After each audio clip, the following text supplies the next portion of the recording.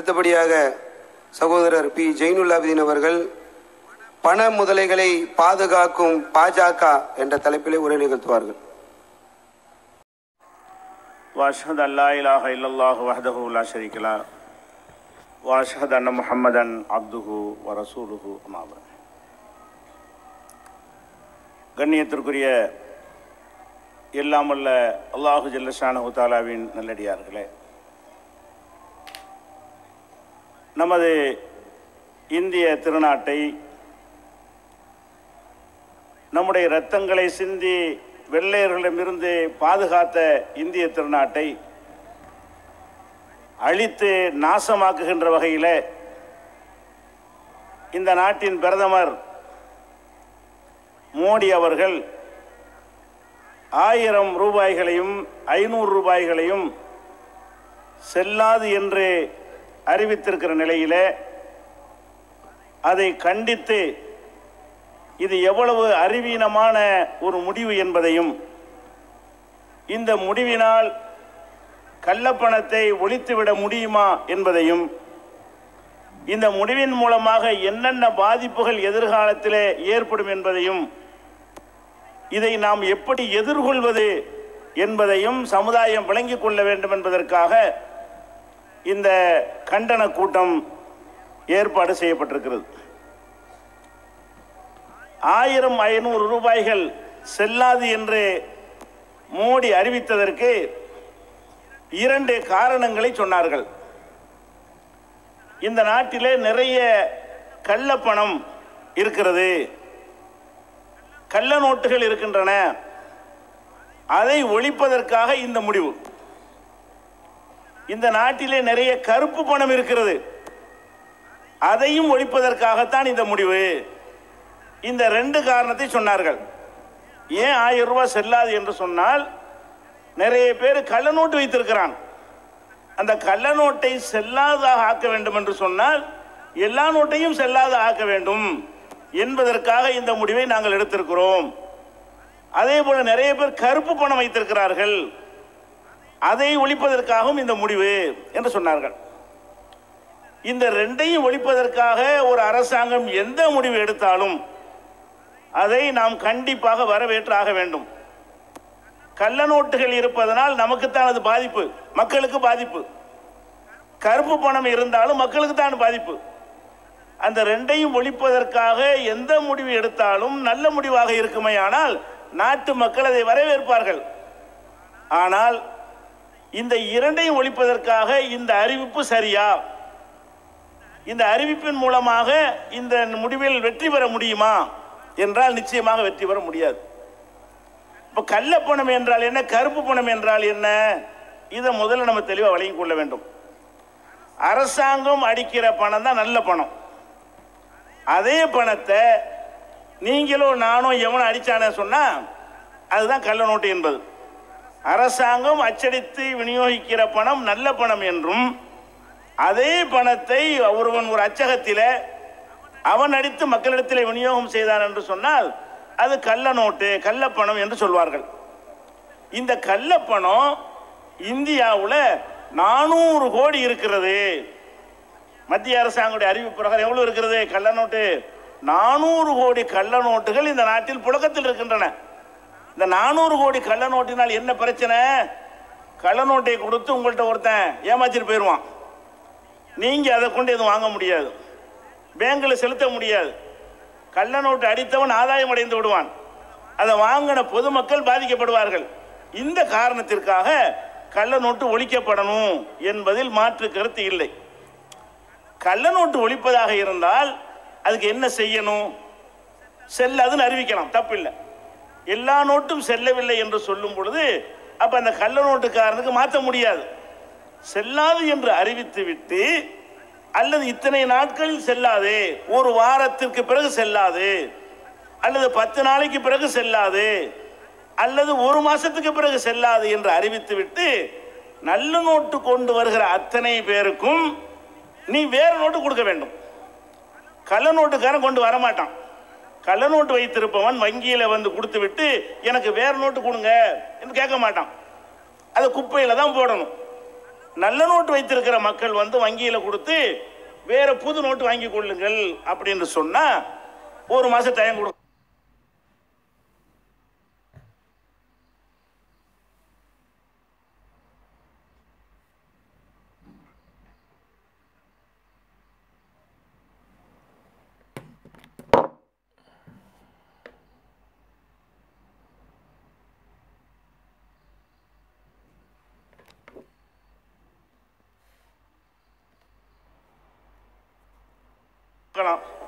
இப்பவே நீ அறிவிக்கிறியா? அறிவிக்கலாம்.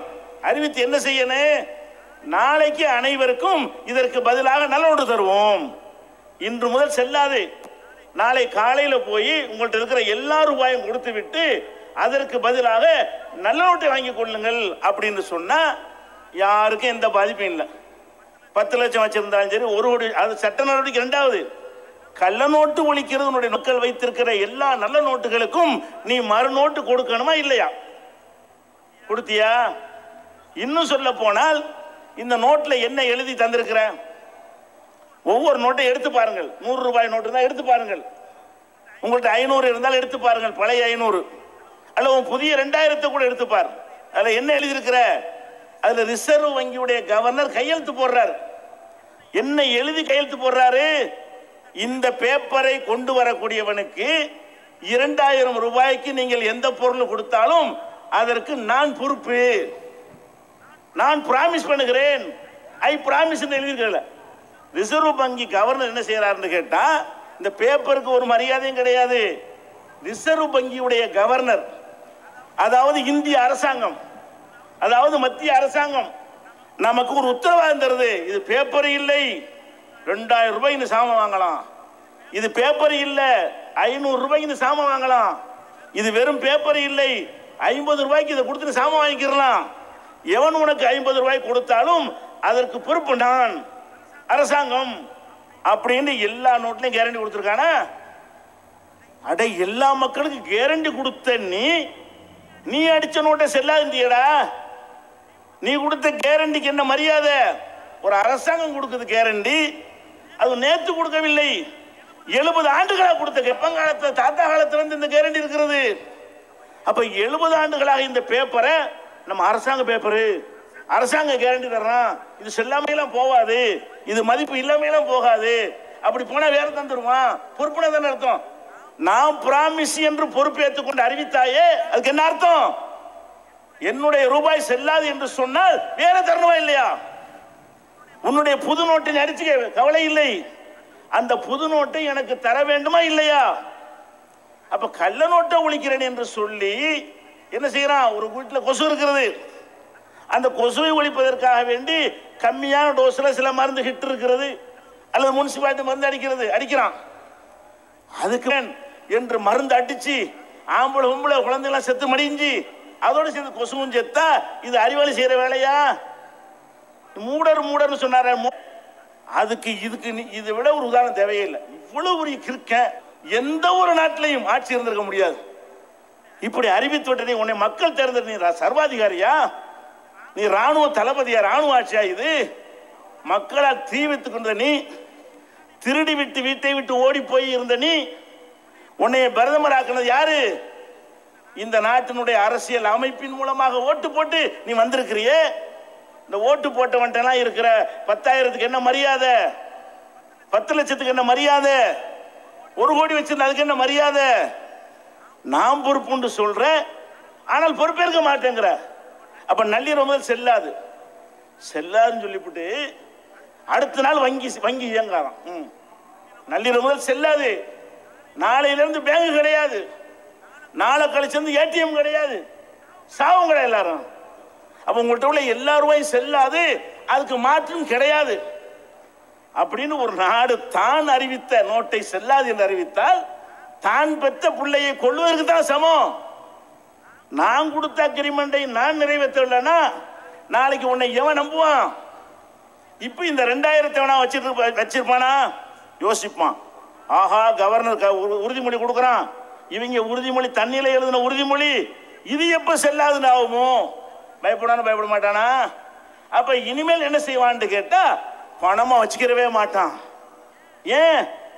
பொருள்களை வாங்கிக்கிடுவான். பொருளை செல்லாது ஆக்க முடியுமா உனக்கு? தங்கத்தை செல்லாது உனக்கு ஆக்க முடியுமா? நீனா கொடுத்த கேரண்டினால இந்த பேப்பரை செல்லாது அறிவிச்சு விட்ட.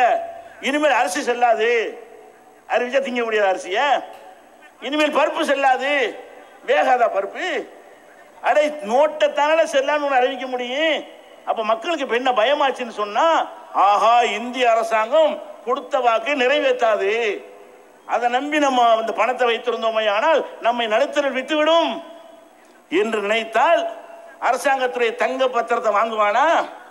அட பேங்க்ல போடுறேன் வை, அதை செல்லான்னு சொல்ல எத்தனை உனக்கு? பேங்க்ல போட்டா பாதுகாப்பா? வங்கியில போட்டுவிட்டோம். யாரெல்லாம் 2 லட்சத்துக்கு மேல் போட்டீர்களோ அந்த ரூபாய் இன்னைக்கு உங்களுக்கு கிடையாது என்று நீங்க சிரிக்கிறீங்க. நீங்க மீறி செல்லாது அறிவித்த நீ வங்கியில கொண்டு நாங்கள் போட்டாலும் செல்லாது என்று அறிவிக்க மாட்டாயா?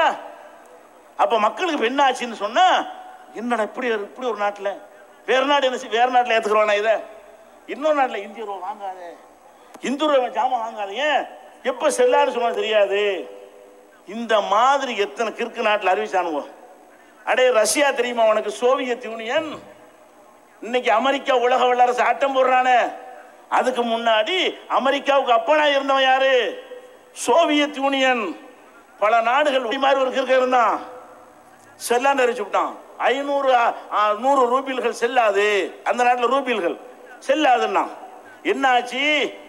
கடுமையான விளைவுகள் ஏற்பட்டு மக்கள் பஞ்சம் பசியாகி சாப்பாடு கிடைக்காம இருக்குது. சோவியத் யூனியன் இல்லை, பல நாடுகளாக பிரிந்து விட்டது. அர்ஜென்டினா என்றும் அசர்பைஜான் என்றும் அது மாதிரி பல நாடுகளாக அந்த சோவியத் செதறி போய் அமெரிக்கா மட்டும்தான் பெரிய சக்தின்னு ஆயிடுச்சு. அதுக்கு என்ன காரணம்? ரூபா நோட்டு செல்லாதுன்ற ஒரு அறிவுக்கு பின்னால் பயங்கரமான விளைவு ஏற்படும். ஒரு அறிவாளியா இருந்து அதெல்லாம் சிந்திப்பான், ஆய்வு செய்வான், இதனுடைய விளைவு என்ன, இதனால் என்ன நடக்கும் என்றெல்லாம் சிந்தித்து. கானாவில் என்ன நடந்தது அறிவித்த வடகொரியாவில் என்ன நடந்தது? வடகொரியாவில் இதே மாதிரி அறிவிச்சா காசு இல்ல, மக்கள் 500 1000 செல்லாம என்ன செய்வான்? 1000 வச்சுக்கிறவன் என்ன செய்வான்? இன்னைக்கு நீங்க பண்றீங்களா இந்த அவஸ்தை? இன்னும் ஒரு வாரத்தில் பாருங்க, இது நீடிக்குமையானால் அடுத்து மக்கள் புரட்சியில் இறங்குவார்கள். மிகைப்படுத்தி சொல்லல, ஒரு எல்லை, ஒரு லிமிட். நாளைக்கு சரியாயிரும், நாளைக்கு சரியாயிரும், இருக்கிற 100 ரூபாய் செலவழிப்போம், இருக்கிற 50 ரூபாய் செலவழிச்சு முடிப்போம், 10 ரூபாய் காசு உண்டியல் காசுலாம் செலவழிப்போம் வரு. அதுக்கப்புறம் அதுக்கு மேல இல்லைன்னா அப்ப இப்படி எல்லாம் நடந்த வடகொரியாவில் ஒரு சர்வாதிகாரம் படைத்தவன் இப்படி ஒரு முடிவை எடுக்கிறான். நாட்டு மக்கள் கொந்தளிச்ச பிறகு என்ன பண்ணான் தெரியுமா? மக்கள் முன்னாடி தோன்றி மன்னிப்பு கேட்டான். மக்களே, நான் பிழை செய்து விட்டேன், நோட்டை செல்லாது என்று அறிவித்து நான் தப்பு செய்து விட்டேன், உங்கள்கிட்ட மன்னிப்பு கேட்டுக்கொள்கிறேன். இந்த ஐடியாவை எனக்கு கொடுத்தவன் யார் தெரியுமா? இந்த நிதியமைச்சர் தான். இதே உங்கள் முன்னிலையில அவனை மரண தண்டனை கொடுக்குறேன்னு சுட்டுக் கொள்றேன், பொண்ணு விட்டான். செல்லாது அறிவித்து விட்டு இந்த யோசனை எனக்கு தந்தானே அவனுக்கு மரண தண்டனை. நான் ஒரு அதிபர், எனக்கு தெரியாது, பொருளாதாரத்தை தெரிஞ்சவன் சொல்றான், செஞ்சு விட்டான். இவன் சொல்ல கேட்டு நான் செய்ய போக நாடு நாஸ்தியாகி போய்விட்டது என்று அவன் நிதியமைச்சரை போட்டு தரணும். இப்ப நீ அருண்ஜேட்லி போட போறியா? அல்லது ரிசர்வ் வங்கி கவர்னர் இருக்காரு, அம்பானியுடைய அம்பானி சகல ரிசர்வ் வங்கி கவர்னர், எப்படி மெசேஜ் போன்னு பாத்துக்கிறங்க, அவனை போட போறியா? உனக்கு எவன் இந்த யோசனையை சொன்னா? அப்ப இந்த மாதிரி ஆகும்போது என்ன நடக்கும் தெரியுமா? என்ன நடந்த சில நாடுகள்ல இந்த நாட்டு ரூபாய் வச்சு எங்கெல்லாம் செல்லாது அறிவித்தானோ அப்ப மக்கள் என்ன பண்ணாங்க தெரியுமா? மக்கள் பண்ணது எதுக்கு சொல்றேன்னு கேட்டா அதுதான் நம்ம முன்னாடி உள்ள தீர்வு. அப்படிதான் எல்லாம் தள்ளப்படுவார்கள். நீ நினைக்கிற வங்கியில் கொண்டாந்து போட்டுருவாண்டு, இருக்கிற பணத்தை போடுவான். ஏன்? அவன் காப்பாற்றணும்ல. இருக்கிற செல்லாத நோட்டை போடுவான், இனி வரக்கூடிய நோட்டை போடுவாங்கிற, செல்லக்கூடிய நோட்டை கொண்டு போடுவான்னு நினைக்கிறேன். நீ போட மாட்டான். என்ன செய்வான்? அதுக்கப்புறம் சம்பாதிக்கிறது எல்லாம் உடனே எங்க செல்லாது அறிவிச்சாங்களே அந்த நாடுகள்ல எல்லாம் டாலரை வாங்கி வச்சுக்கிட்டான், அமெரிக்க டாலரா. இந்திய ரூபா 10,000 சம்பாதிப்பானா, 10,000 ரூபாய்க்கு அமெரிக்க டாலர் வாங்கி வச்சுக்குவான். 20,000 ரூபாய் சம்பாதிக்கிறானா குவைத் தினாரை வாங்கி வச்சுக்கிடுவான், சவுதி ரியாலை வச்சுக்கிடுவான். இந்தியாவில் சம்பாதிச்சு விட்டு அதை வேறு நாட்டு பணமாக மாற்றிக்கொண்டு இந்திய பணம் நினைச்சாங்க எப்படி பேங்க்ல கொண்டாந்து போடுவாங்க. அந்த பணத்தை கொண்டு போய் அம்பானி கொடுத்து என்ன செய்யலாம்? அவனை சம்பாதிக்க வைக்கலாம், அவன் வட்டியெல்லாம் தள்ளுபடி பண்ணலாம். கடனை தள்ளுபடி பண்ணலாம், பேங்க் ஜேஜெண்ட் ஓடும், பேங்க்ல பணம் புழங்க இருக்கு, மக்கள்கிட்ட இருக்கிற பணத்தெல்லாம் பிடிங்காச்சு. எப்ப இந்த செல்லாத பிடிங்கிருவ, இனிமே சம்பாதிக்கிறத என்ன செய்வான்? இப்படித்தான் செஞ்சான் எல்லா நாடுகள்லையும். நாடு திவாலாகி போய் பொருளாதார வீக்கம் ஏற்பட்டு உலகத்தில் நாட்டுடைய நாணயத்துக்கு மதிப்பு குறைஞ்சி இப்போ குறைஞ்சிட்டு தான் இருக்கிறது.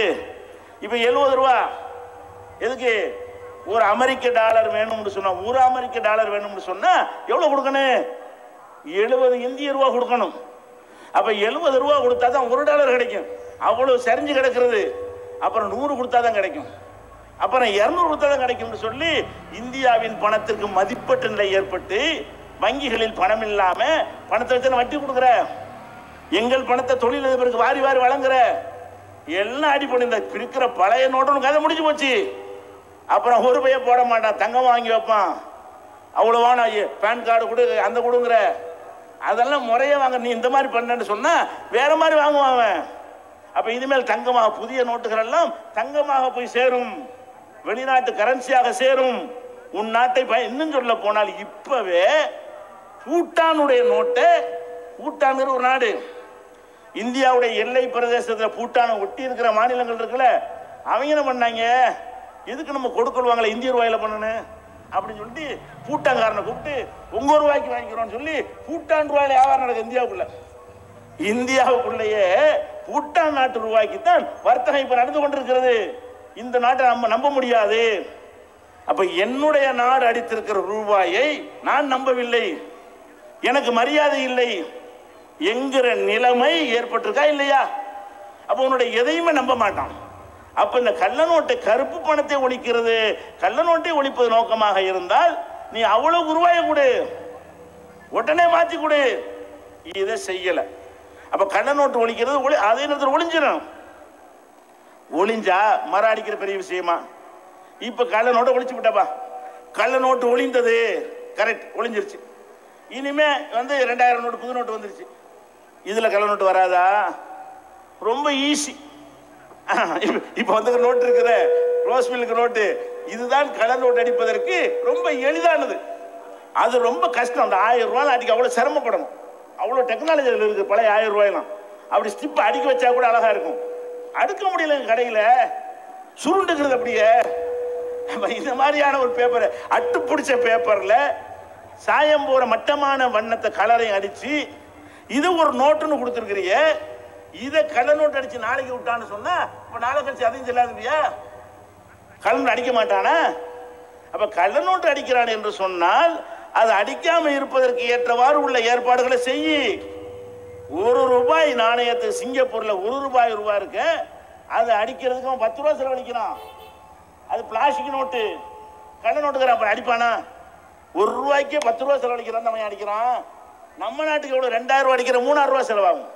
2000 ரூபாயை கள்ள நோட்டு அடிப்பதற்கு ஆகிற பேப்பர், மை, பிரிண்டிங் சார்ஜ் செலவு என்னவென்று சொன்னால் ₹3.50. ரொம்ப குவாலிட்டியா, உன்னை விட குவாலிட்டி அடிக்க நினைச்சான்னு சொன்னா குவாலிட்டி எடுத்துக்க மாட்டான். அவனே சொல்லிட்டான், அதிகாரியே சொல்லுகிறான், நல்ல நோட்டு என்றால் சாயம் போனா நல்ல நோட்டு. வெக்கமில்லாம சொல்றாங்க. சாயம் போகுதுன்னு நிருபர்கள் கேள்வி கேட்கிறாங்க. சாயம் போற மாதிரி தான் அடிச்சிருக்கிறோம். பஞ்சில தண்ணி துடைக்கும் போது சேப்ப மாறினா அது என்னது? நல்ல நோட்டு. சாயம் போகலன்னா கள்ள நோட்டு. சரி, சாயம் போகாம எங்களுக்கு இருக்கிறப்ப அடே கள்ள நோட்டு அடிக்கிறவனுக்கு என்னென்னத்தையும் அடிக்கிறவனுக்கு நீ வைக்கிற கம்பியெல்லாம் அடிச்சுட்டு வந்துடுறான். சாயம் போற மாதிரி அவனுக்கு கிடைக்காதோ? உங்களுக்கு தான் கிடைக்குமோன்னு கேட்டேன். அடே கள்ள நோட்டு அடிக்கிறது அதையும் செய்வான். அப்ப 3000 ரூபாய்க்கு பேர் 5 ரூபாய் செலவழிச்சான்னு சொன்னா 2000 ரூபாய் கிடைச்சு போயிடும். கள்ள நோட்டை ஒழிக்கிறேங்கிறிய, கள்ள நோட்டு ஒழிப்பதாக இருந்தால் அதிகமான விலையில் இருக்கணும். 2000 ரூபாய் அடிக்கிறதுக்கு என்ன இருக்கணும்? 2500 ரூபாய் செலவழி. அப்படி அடி, தங்கத்தில் அடி, வெள்ளி எல்லாம் போட்டு அடி. அப்ப என்ன செய்ய மாட்டான்? காலத்துக்கு புழக்கத்தில் இருக்கும், எவனு கள்ள நோட்டு அடிக்க மாட்டான். அப்ப நீ என்ன செய்யறன்னு கேட்டா, கம்மியான மட்டத்தில் கொட்டேஷன் வாங்கி உலகத்துல இவன் மட்டமான பேப்பர் போடுறான், மட்டமான காசுல இவன் அடிச்சு தர்றான்னு அடிச்சுன்னா கள்ள நோட்டு அடிக்க தானே செய்வான். அப்ப இந்த கள்ள நோட்டு ஒழிக்கிறது என்பது பழைய கள்ள நோட்டு ஒழியுமே தவிர புதிய கள்ள நோட்டு அன்னைக்கே சேர்த்துருமா உங்களுக்கு? என்னைக்கு நோட்டை ரிலீஸ் பண்ணானோ அன்னைக்கு பெங்களூர்ல விட்டாங்க, பாகிஸ்தான்ல விடல. இதை சொல்லும் போது பாகிஸ்தான்காரன் கள்ள நோட்டு அடிக்கிறான் மோடி சொன்னாரு. இங்க பெங்களூர்ல விட்டாங்க 2000 ரூபாய் கள்ள நோட்டை. அப்ப அன்னைக்கு அடிக்கிற அளவுக்கு தொழில்நுட்பம் இருக்குது. மோடி செய்யல ஒண்ணு. அடுத்து என்ன? கருப்பு பணம். கருப்பு பணம் கருப்பா இருக்குமா? கருப்பு பணம்னா இல்ல. கருப்பு பணம்னு சொன்னாலும் அது அரசாங்கம் அடிக்கிற பணம் தான். இந்த கருப்பு பணங்கிற அது என்ன பண்ணது? அரசாங்கத்தில் நம்ம 1 லட்ச ரூபாய் சம்பாதிக்கணும்னு வைங்களேன், அதை அரசாங்கத்துக்கு தெரிவிக்கணும். 2 லட்ச ரூபாய் சம்பாதிச்சோம்னா அவனுக்கு தெரிவிக்கணும். 10 லட்ச ரூபாய் சம்பாதிச்சோம்னா அவனுக்கு தெரிவிக்கணும். அது ஒரு ரூபா இருக்குண்டு. அதுக்குள்ள வரியை அவன் போடுவான். அந்த வரியை கட்டணும். கட்டிட்டு வச்சிருந்தோம்னு சொன்னா அது நல்ல பணம். கட்டாம வச்சிருந்தீங்கன்னு சொன்னா அதுதான் கள்ள பணம்ங்கிறது. கள்ள நோட்டுங்கிறான, கள்ள நோட்டுல கருப்பு பணம். கள்ள நோட்டுன்னா மனுஷனா வீணா அடிக்கிறது. கருப்பு பணம்னா அரசாங்க பணம் தான். எனக்கு ஒரு 10 லட்ச ரூபாய் வருமானம் வருதுங்க. இந்த 10 லட்ச ரூபாயை அரசாங்கத்துக்கு சொல்லாம நான் என் வீட்டில் கொண்டு வச்சுக்கிட்டேன்னு வைங்க, அப்ப அரசாங்கத்துக்கு வரி கட்டல. இல்ல வரி கட்டா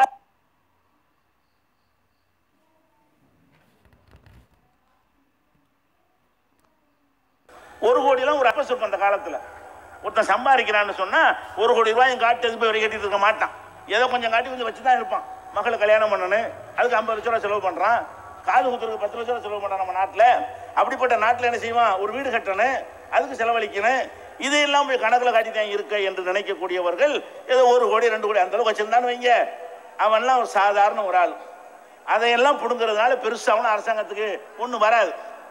வேற என்ன? லட்சம் கோடி, 10 லட்சம் கோடி, 50 லட்சம் கோடி, இந்த அளவுக்கு உள்ள கருப்பு பணம் இருக்கு பாருங்க. அதுகளை எடுத்தானேயானால் அது பயன் தரக்கூடியதாக இருக்கும். அது எங்க இருக்கிறது? கருப்பு பணங்கிறது இங்க நாட்டு மக்கள்ல 95% பேர்த்த இருக்கிறது. எந்த சட்டம் உனக்கு பிடிக்க முடியாது. எந்த சட்டம் போட்டாலும் பிடிக்க.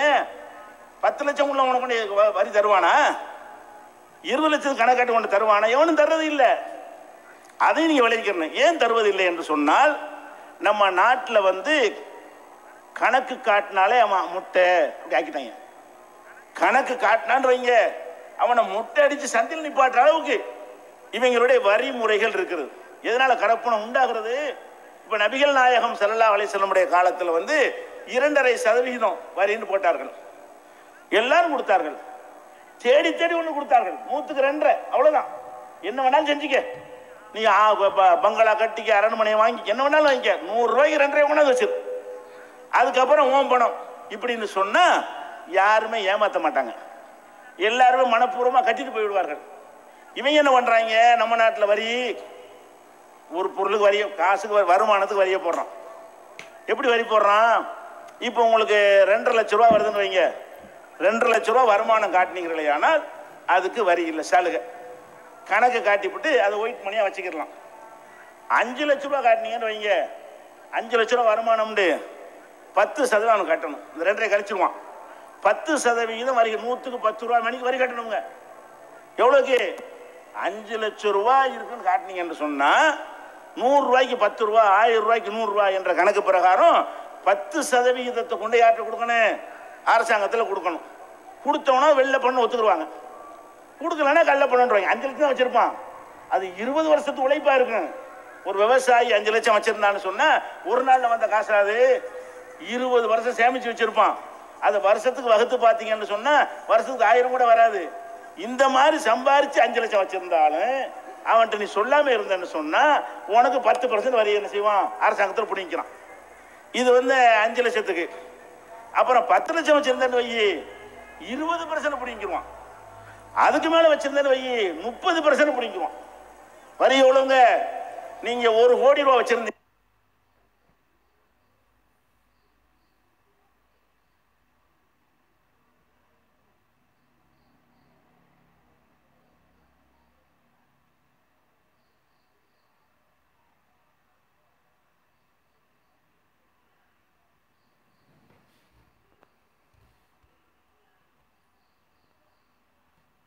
$200 வச்சிருந்தா வரின்னு சொல்லி அது வருமான வரி தனியா இருக்கிறது.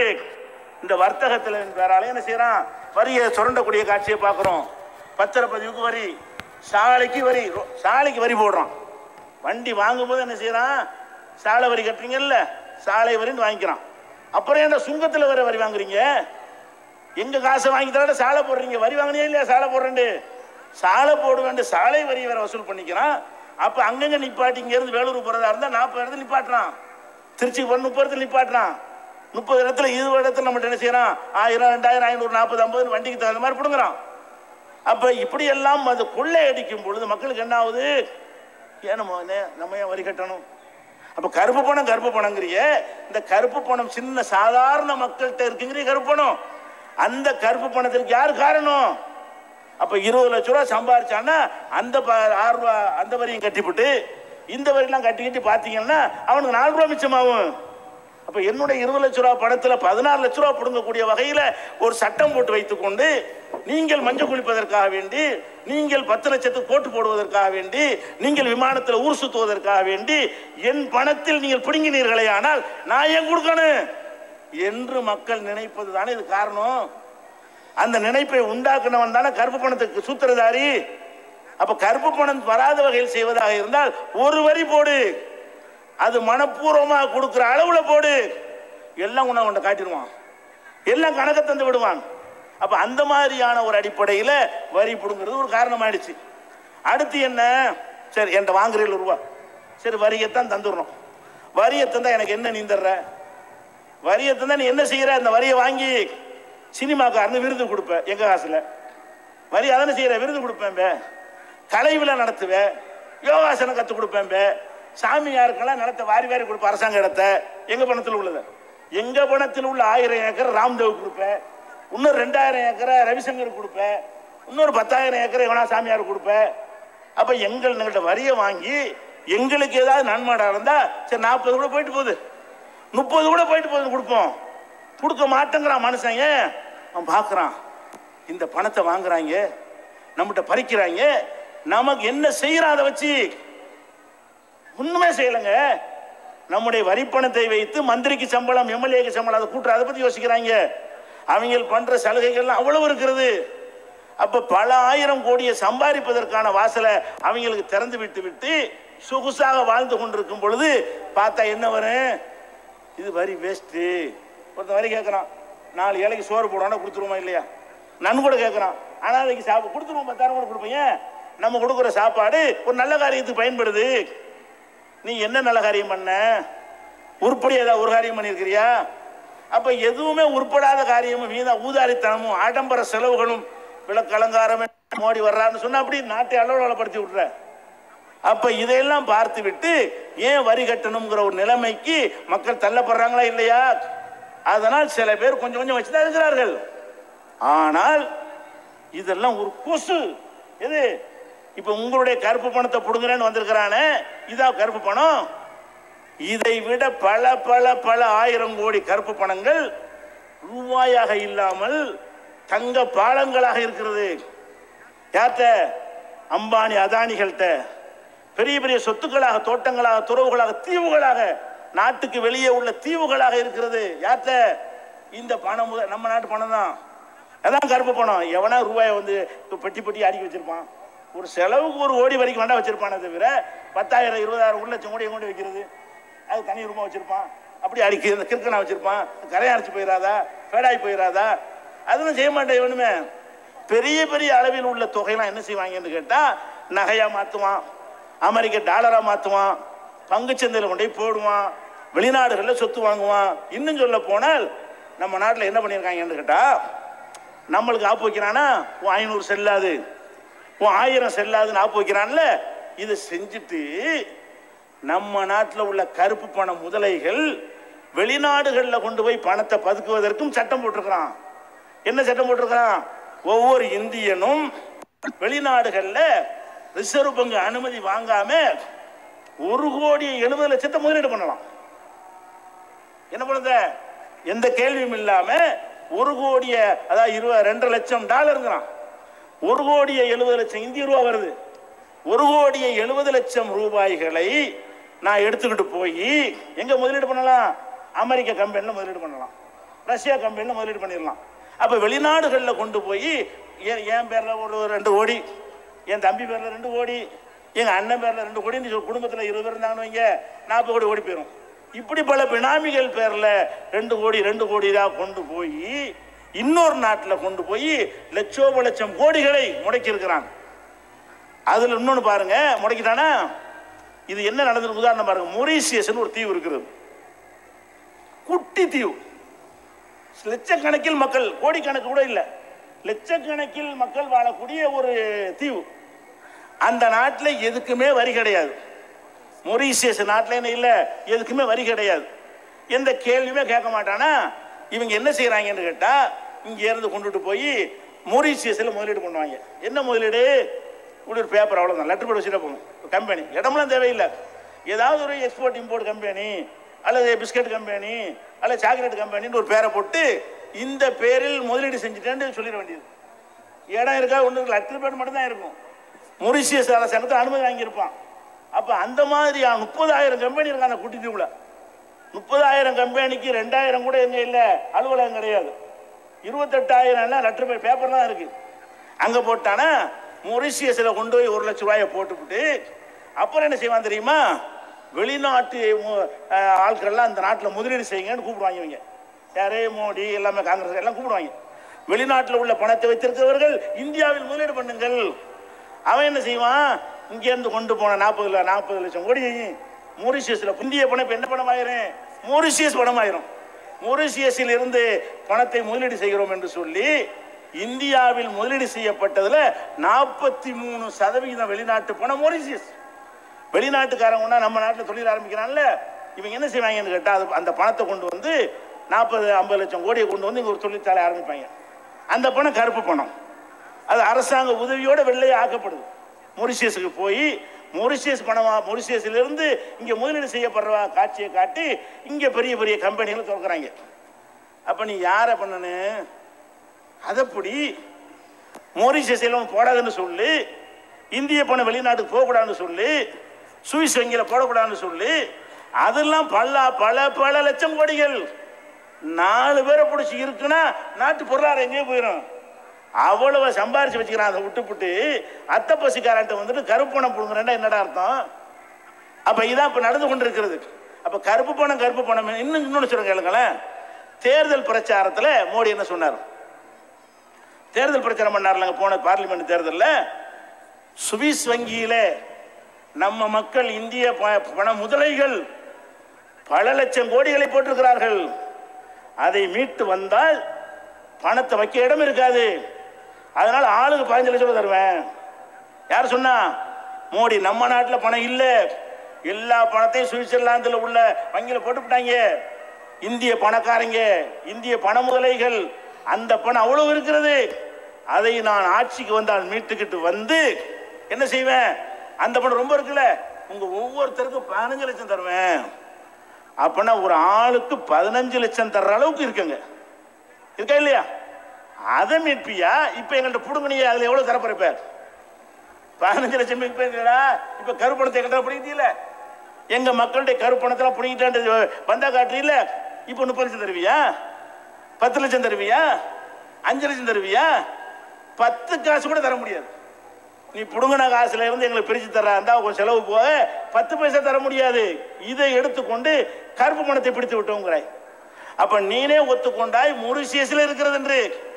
மொரீசியஸில் இருக்கிற சுவிட்சர்லாந்தில் இருக்கு, சுவிஸ் வங்கியில் இருக்குன்னு சொல்லி அந்த பணத்தை மீட்டி கொண்டு வந்திருந்தால் நீ கருப்பு பணத்தை ஒழிக்கிறதுக்கு செஞ்சு ஏத்துக்குருவோம். அதை விட்டுவிட்டாங்க. அடுத்து என்ன? நம்ம நாட்டில் 1.61 லட்சம், அது 161 லட்சம் கோடி. எவ்வளவு கோடி? 161 லட்சம் இல்ல, 161 லட்சம் கோடி. கோடி கோடி கோடி கோடி எத்தனை லட்சம் கோடி? நம்முடைய பணம் பண முதலீடு கடனாக கொடுக்கப்பட்டிருக்கிறது வராமல். 161 லட்சம் கோடியை கொடுத்திருக்கிறீடா. அந்த கடன் வாங்கினவன்ல யாரு? பிச்சைக்காரனா? திருவோடி ஏந்திரவனா? அடுத்த வேளை சாப்பாட்டுக்கு வழி இல்லாதவனா? தரலேங்கிறான். தரல புடுங்கு. அடை தரலேங்கிற அவன்கிட்ட கால் சொத்து இருக்கா இல்லையா? அவன்கிட்ட பறித்தால் அந்த பணத்தை எடுக்க முடியுமா இல்லையா? பாதியாவது கைப்பற்ற முடியுமா இல்லையா? என்ன பண்றாங்க என்று கேட்டா அதை தள்ளுபடி பண்றான். இந்த கருப்பு பணத்தை ஒழிக்கிறேன்னு அறிவிச்சான 500 1000 அறிவிச்ச 3வது நாள் மல்லையா உள்பட அதானி உள்பட அவங்க வாங்கின கடன் 7000 கோடியை தள்ளுபடி பண்றான். இப்ப ஏற்கனவே 1,61,000 தள்ளுபடி வச்சிருக்கிறான். இப்ப என்ன பண்றான்? நம்ம வைத்தறிஞ்சுக்கிட்டு இருக்கிற நேரத்தில் தள்ளுபடி பண்றான். எவ்வளவு திமிரு பத்தியில மக்கள் கொதிச்சுக்கிட்டு இருக்கிறான். காசு வச்சுக்கிட்டு 500 ரூபா வச்சு டீ குடிக்க முடியல. அவ்வளவு சிரமப்பட்டு இருக்கான். செத்து மாடிக்கிறான். 55 பேரு ரோட்ல நிக்கிறான். பேங்க பிடிச்சி அடிக்கிறான். மயங்கி விழுகிறான். கல்யாணம் நின்று போச்சுன்னு கதறான். அப்பனுக்கு பணத்தை அடக்க முடியலன்னு சொல்றான். ஆஸ்பத்திரியில் பணம் கட்ட முடியலங்கிறான். மக்கள் தவியாய் தவிக்கிற அந்த நேரத்தில் பார்த்து 7,000 கோடி கடன் வாங்கினவன நம்ம பணத்துல கடன் வாங்கினானே அவன் தள்ளுபடி. அடே, நீ கருப்பு பணத்தை ஒழிக்கிறவனா? யார்கிட்ட காதல பூசுத்துற? இதாடா கருப்பு பணத்தை ஒழிக்கிறது. அப்ப கருப்பு பணத்துக்காரனுக்கு எங்க பணத்தை கொண்டு கொடுக்கறதுக்கு தான் கொடுக்குறான். உங்கள்கிட்ட வாங்குற இந்த பணம் எல்லாம் எதுக்கு என்று கேட்டால், இன்னொரு மல்லையாவுக்கு மாதிரி தில்லையாவுக்கு நாளைக்கு தள்ளுபடி பண்ணுவாங்க. அப்ப தள்ளுபடி பண்ணுவதற்காகத்தான் இந்த பணம் பறிக்கப்படுதா? அந்த 7,000 கோடியை நீ வாங்கல, மல்லையாவுக்கு சொத்துங்க இல்லையா? அதானி அம்பானிக்கெல்லாம் இல்லையா? ஒரு உத்தரவு போட்டு செல்லாது இல்ல, இன்னொரு உத்தரவு போட்டு பறிக்க வேண்டியனால அதானி சொத்துக்கள் எல்லாம் அரசுடைமை, அம்பானி சொத்து அரசுடைமை, மல்லையா சொத்து அரசுடைமை, எல்லாம் கடன் தராததால எடுத்துக்கொண்டு சொன்னியா? அப்ப என்ன விளங்குது? கருப்பு பணத்தை ஒழிக்கிறது நோக்கம் இல்ல. நம்முடைய பணம், ஏழை பாலை மக்களுடைய பணத்தை பறித்து அவங்களுக்கு கடனை கொடுத்து, கடனையும் தள்ளுபடி வட்டியும் தள்ளுபடி பண்ணி ஓடுறா, டிக்கெட் எடுத்து ஓடுறான்னு மல்லையா அனுப்புன மாதிரி வெளிநாட்டுக்கு அனுப்புவதற்காக வேண்டி செய்றியே, இதுதான் கருப்பு பணத்தை ஒழிக்கிற லட்சணமா? அப்ப அதுதான் கருப்பு. அதோட ஒப்பிட ஒண்ணுமே இல்லை. அவங்க பதுக்கி இருக்கிற அவனுடைய பணத்தோடு ஒப்பிட்டு பார்த்தீர்களே ஆனால், இந்த நாட்டில் மக்கள்கிட்ட சின்னஞ்சிறிய காசு இருக்கும், கணக்கு காட்டாத பணம், அதுதான் கருப்பு பணங்கிறான். ஒரு 2 லட்சம் ஒருத்தன் வச்சிருந்தா கருப்பு பணங்கிறான். அது போய் நீங்க 5 லட்சம் வச்சிருந்தா கருப்பு பணங்கிறான். அட 5 லட்சம் கோடி 10 லட்சம் கோடின்னு வச்சுக்கிட்டு இருக்கிறான். அதை போய் கருப்பு பணம் பானா? நம்ம வச்சுக்கிற கருப்பு பணம் சொல்றான், திமுறா சொல்றாங்க. கருப்பு பணம் வைத்திருப்பவர்கள் எல்லாம் வெயிலிலே நடுத்தர நிப்பாட்டி விட்டு பிரதமர், நீ ரஜினிகாந்த் நிப்பாட்டினியா? கியூல கமல்ஹாசன் நிப்பாட்டினியா? சினிமா கூத்தாடிகள் நிப்பாட்டினியா? உன் அரசியல்வாதிகளை நிப்பாட்டினியா? உன்னுடைய கூட்டாளிகளா இருக்கக்கூடிய சாதனையா பேசுறான். நிறுத்திட்டல, நம்ம எல்லாம் கருப்பு பணமா கியூல நிக்கிறானே, அந்த மாதிரியான தள்ளாத மக்களை எல்லாம் பார்த்து ஒரு நாட்டின் பிரதமர் சொல்றான், கருப்பு பண முதலைகள் எல்லாம் இன்னைக்கு 2000க்கு மீது வந்து விட்டார்கள், 2000க்கு அலைகிறார்கள் அப்படின்னு சொல்லக்கூடிய காட்சியை பார்க்கிறோம். அப்ப இந்த கருப்பு பணம் என்பது வரி கட்டாத பணம் இருக்கு, இல்லைன்னு சொல்லவில்லை. இதெல்லாம் ஒண்ணுமே இல்லாது சின்ன சின்ன விஷயம். இன்னும் சொல்ற கருப்பு பணத்தை பத்தி முடி பேசுறியடா? நீ அரசியல்வாதி எல்லாம் கரெக்டா கணத்தான் காட்டுறீங்களா? அரசியல்வாதி கணக்கு நாங்க கருப்பு பணம் வச்சிருக்கீங்களா? அரசியல்வாதி 50 பேர் சுத்த சைவமா வச்சிருக்கீங்களா? எல்லாமே அனைத்துக்கும் கணக்கு காட்டிடுவீங்களா? அவர் சொன்னபடி கட்டணம் பொண்டாட்டி இல்லைன்னு எழுதி கொடுத்து ஜெயிச்சு வந்தான், பொண்டாட்டி கல்யாணம் ஆகலன்னா நீ போடுற காசு கணக்கு காட்டுவ. இன்னும் சொல்ல போனால் இந்த அறிவிப்பு ஏன் தெரியுமா உங்களுக்கு? அதான் முக்கியம். இந்த அறிவிப்பு திடீர்னு செய்ய வேண்டிய அவசியம் என்ன? மோடி குஜராத்தில் முதல்வராக இருக்கிற நேரத்தில் சஹாரா குழுமத்திற்கு பல லட்சம் கோடிகளுக்கு சலுகை செய்து அவர்களிடமிருந்து 55 கோடி ரூபாய் லஞ்சம் வாங்கிவிட்டார். யாரே? மோடி. வருமான வரித்துறையினர்கள் சஹாரா நிறுவனத்தில் சோதனையிட்டு அந்த ரெக்கார்டெல்லாம் எடுத்துட்டாங்க, எடுத்து வச்சிருக்கிறாங்க. இவங்க ஆட்சி மாறி போச்சா, கடைசி நேரமாச்சா, ஆட்சி மாறினவுன்னு யாருக்கும் தெரியல. கடைசியில் என்ன ஆச்சுன்னு சொன்னா, கெஜ்ரிவால் இந்த மாதிரி ஆட்களுக்கு அங்கிருந்து வருமான வரித்துறையில சில ஆட்கள் இருப்பாங்கல்ல, எடுத்துக்கணும் கொடுத்துட்டாங்க. எதை? இந்த மாதிரி 55 குஜராத் பிஎம் போட்டு எழுதி வச்சுக்கிறான். அவன் யார் யாருக்கெல்லாம் கொடுத்தேன்னு சொல்லி அந்த சஹாரா கம்பெனியில கம்ப்யூட்டர்ல பதிவு பண்ணி வச்சிருந்தானோ அதுல என்ன எழுதியிருக்கிறான்? குஜராத் சிஎம் போட்டு 55 கோடி எழுதியிருக்கிறான். அந்த பேப்பர் எடுத்தவன கெஜ்ரிவாலுக்கு போயிடுச்சு, பல ஊடகங்களுக்கு சென்று விட்டது. மறுநாள் பிரஸ்ல அறிவிக்க இருந்தாங்க.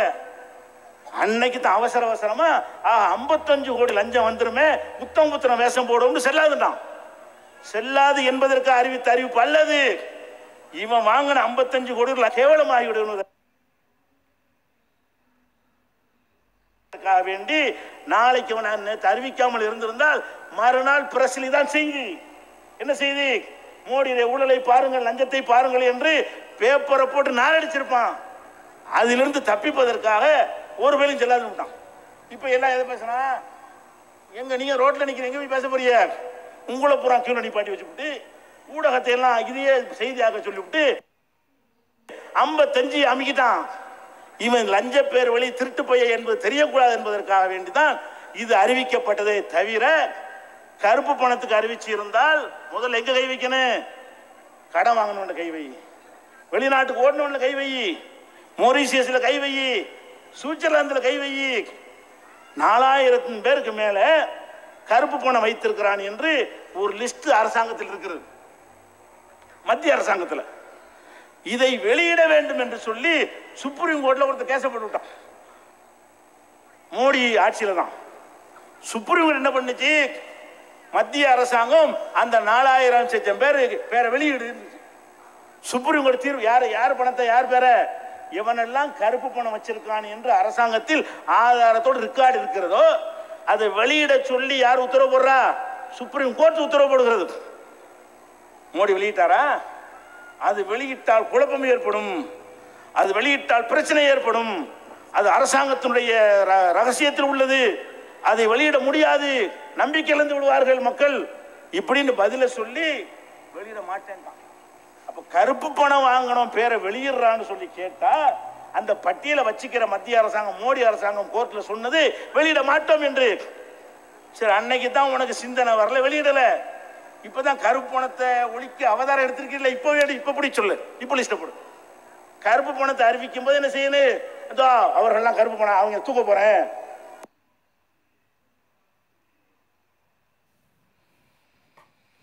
அவங்க பணத்தில் பறிமுதல் பண்ண போறேன்னு சொன்னியா? நேத்தான் சொல்லல, இப்பதானே உனக்கு ஞானோதயம் வந்திருக்கிறது. ஞானோதயம் வந்து கருப்பு பணத்தை ஒழிக்கிறதுக்கா இறங்கி இருக்கிறீல்ல. இப்போ அது என்ன பண்ணிருக்கனே? அந்த கோர்ட்டு சொன்ன கருப்பு பண பேர்வழிகள் பட்டியல் இதோ, அவன் வச்சிருக்கிற கருப்பு பணத்தின் அளவு இதோ, அந்த பணங்கள் எல்லாம் நான் கைப்பற்றி விட்டேன் இதோன்னு சொல்லி உத்தரவு போட்டியா? அப்ப இது கருப்பு பணத்தை ஒழிக்கிறதுக்கு செஞ்ச வேலையா இது? இல்ல, உன்னுடைய ஊழல் நாளை வெளிவர இருந்த நேரத்தில் நள்ளிரவில் அவசரமாக அமைச்சரவையை கூட்டி, இன்னொன்னு கேட்கிறேன், நோட்ல பிராமிஸ் ஐ பிராமிஸ் சொன்னவன் யாரு? மோடியா? Reserve bank governor. அப்ப ரிசர்வ் பேங்க் கவர்னர் தான் அறிவிக்கணும். நான் பொறுப்பு என்று எவன் கையெழுத்து போட்டானோ அந்த ரிசர்வ் பேங்க் உடைய கவர்னர் தான் இந்த பணத்தை செல்லாது என்று அறிவிக்க முடியும். மோடிக்கு அதிகாரமே கிடையாது. அவன் ரிசர்வ் பேங்க் கவர்னர் வந்து அம்பானிக்கு வந்து சகலையா இருக்கிறதுனால, மோடியுடைய முதலாளி வீட்டு குடும்பமாக இருக்கிற காரணத்தினால அவனை சரி கட்டி அவசரமா இது அறிவிக்காட்டி நாளைக்கு மானம் கப்பலேறிடும். இல்லாட்டி முறைப்படி செஞ்சிருப்பிய, இல்லைன்னா முறைப்படி நினைஞ்சிருப்ப. அவனை விட்டு அறிவிக்க நாளைக்கு தான் அறிவிக்க முடியும். பேப்பர் பாஸ் ஆகி அவர்கிட்ட பரிந்துரை செஞ்சு அவர் உட்கார்ந்து அறிவிக்கிறதா இருந்தா 2 நாள் எடுத்துரும். அது வரைக்கும் நாரி பேர் நம்ம பேரு லஞ்சமானது வெளியே வந்துடும் என்பதற்காக வேண்டி நீ அவசர கோலத்தின் தலை அறிவிச்ச. இன்னொன்னு சொல்றான், நீ அறிவிச்சீல, இது வந்து பிளானோட நீ செஞ்சதா இருந்தா என்ன செஞ்சிருக்கணும்? அறிவிச்ச அளவு பணம் வச்சிருக்கணுமா இல்லையா? எவ்வளவு ரூபாய் செல்லுது? 17 லட்சம் கோடி ரூபாய் வந்து இந்த நாட்டினுடைய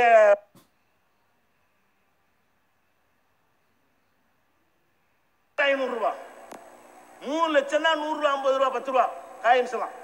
அப்ப 17 லட்சம் கோடி ரூபாயில 14 லட்சம் கோடி எந்த ரூபாயா இருக்குது? 500 தாள் 1000 தாள்களா இருக்கிறது. 3 லட்சம் கோடி தான் மீதி பணம். அப்ப கிட்டத்தட்ட 3/4 வாசிக்கு மேல உள்ள பணத்தை செல்லாதுன்னு சொன்னால் 14 லட்சம் கோடிக்கு உள்ள 2000 ரூபாய் அனுப்புனியா?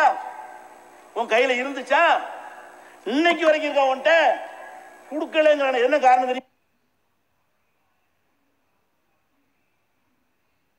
அறிவிச்சான், ஒழுங்கு அறிவிச்சா 6 மாசம் கழித்து அறிவிக்க முடியும். ஏன்?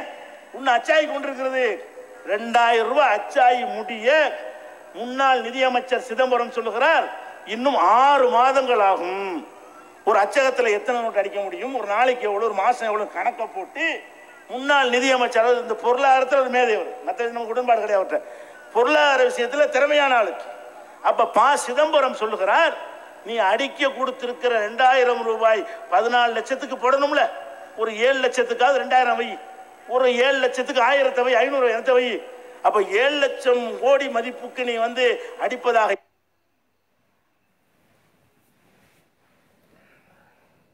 இருந்தால் 6 மாதம் ஆகும். அப்ப இந்த மக்களுக்கு திருப்பி கொடுத்த பணமே கையில இல்ல, சாமியில் கொஞ்சம் வந்திருக்குது. அப்பயும் அறிவிச்ச. அப்ப அறிவிக்கணும்னு அறிவிப்ப, அந்த ஏற்பாடு பண்ணி தானே அறிவிக்கணும். எல்லா பேங்க் பணத்தை அனுப்பிட்டு அறிவிக்கணும்.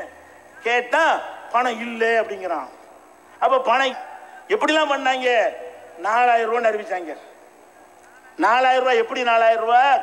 தினம் 4000 ரூபாண்டான். அதுக்கப்புறம் ரிசர்வ் பேங்க்ல வந்து கேட்குறாங்க, ரிசர்வ் பேங்க் அதிகாரத்தை கேட்குறாங்க, டெய்லி 4000 ரூபாங்கிறீங்களே, ஒரே நாளில் 5 பேங்க்ல எடுத்தா, ஒரே நாளில் 10 பேங்க்ல ஒருத்தன் வாங்கினா என்னன்னு ஒருத்தன் கேட்குறாங்க. அதுக்கு அவன் பதில் சொல்றான். யாரு? ரிசர்வ் பேங்க் அதிகாரி சொல்றான்,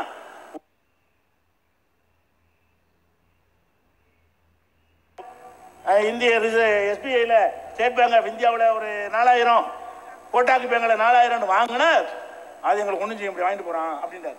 அப்ப என்ன அர்த்தம்?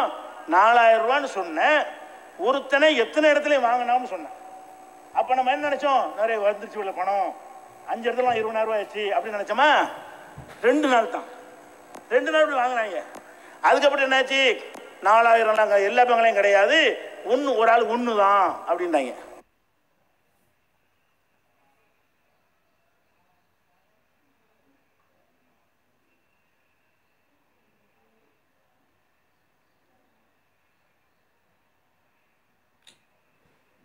கொடுக்கணுமா இல்லையா? போய் கேட்டா நீ நேற்று வாங்கிட்ட, அப்புறம் ஒரு 4000 ரூபாய் எத்தனை பேங்க்லையும் வாங்கிக்கலாம்னு சொன்னேன், திறமையை பொறுத்துன்னு. அதுக்கப்புறம் 4000 ரூபாய் மட்டும்தான் ஒரு பேங்க்லாம் வாங்க முடியும்னு. அந்த ஒரு பேங்க்ல டெய்லி வாங்கணுமா இல்லையா? மாசத்துக்கு 2 தான் வாங்கலாம். காசு வச்சுக்கிறவன் 4000 ரூபாய் கொண்டு ஒரு வாங்கிட்டான்னு சொன்னா 1ஆம் தேதி வாங்கி விட்டால் அடுத்து 15ஆம் தேதிக்கு தான் நீ போக முடியும். 15 நாளைக்கு 4000 ரூபாய் என்ன பண்றது? ஏன் காசு, நான் உழைச்ச காசு, நான் கஷ்டப்பட்ட காசு, இந்த ஏழைபால மக்களுடைய காசை வச்சுக்கிட்டு இருக்கிறான். அதுக்கு 4000 ரூபாய் செல்லாதுன்னு நீனே அறிவிச்சிரு. நீ போட்ட நோட்டை நீனே செல்லாது அறிவித்து விட்டு எனக்கு மாசம் 8000 ரூபாங்கிற இடம், நீ கொடுக்குற எங்க காசுல நீ கொடுக்குற இந்த 8000 ரூபாய்க்கு நான் வாடகை கொடுப்பேனா, பள்ளிக்கூடத்துக்கு பீஸை கட்டுவேனா, மருத்துவம் பார்ப்பானா, சோத்த தின்பானா? ஏண்டா நீ எல்லாம் ஒரு மனுஷனால கேட்கணுமா இல்லையா? ஒரு மனிதாபிமானம் உள்ள ஒரு மிருகத்தை கொண்டு நாட்டில் பிரதமர் ஆக்கின மாதிரி இல்லை இது. கொஞ்சம் கூட சிந்தனை இல்லாம ஒரு மடத்தனமான ஒரு முடிவை எடுத்து விட்டு நாட்டு மக்களை எப்படி செஞ்சுட்டான். அப்படி செஞ்சுல 15 நாளைக்கு ஒரு காரணம் கம்ப்யூட்டர்ல ஏற்றிட்டு சொன்னா அதுலேயே போயிட்டு இருக்க வேண்டியதானே. அடுத்த நாள் மை வைக்குவோங்கிறான். அதை ஏற்றிட்டு மறையாண்ட மை கம்ப்யூட்டர்ல அடிச்சு பார்த்து கண்டுபிடிச்சிடுறேன்.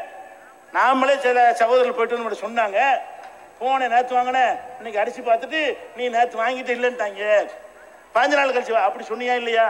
அப்ப இந்த மை வைக்காமலே உனக்கு தெரியுதா இல்லையா? என்ன தெரியுது? நாங்கள் ஆதார் கார்டு நம்பர்லாம் கொடுக்கும்போது ஏற்றிட்டின்னு சொன்னா எல்லா இடத்துக்கும் போயிடும். 4000 ரூபா வாங்கின தெரிஞ்சு போயிரும்ல. அப்புறம் மை, சரி மை தான் வச்ச, எவ்வளவு கிறுக்கன்னு பாருங்க. சரி மை தான் வச்ச, மை வச்சாவது 15 நாள் கொடுக்கணுமா இல்லையா? ஒரு நாள் தான் மை வச்சாங்க, மறுநாள் இல்லைன்ட்டாங்க. இன்னைக்கு வாங்கினீங்களா? இல்ல. அப்ப மை வச்ச மாதிரியா செஞ்சியா? இந்த மை அங்கேயும் தயாரிச்ச மை உங்க அப்போட காசா? மைய வாங்கி எல்லாரும் தடை விட்டுப்புட்டு ஊருக்காத்தான் மை வச்சிருக்கிறான். அடுத்த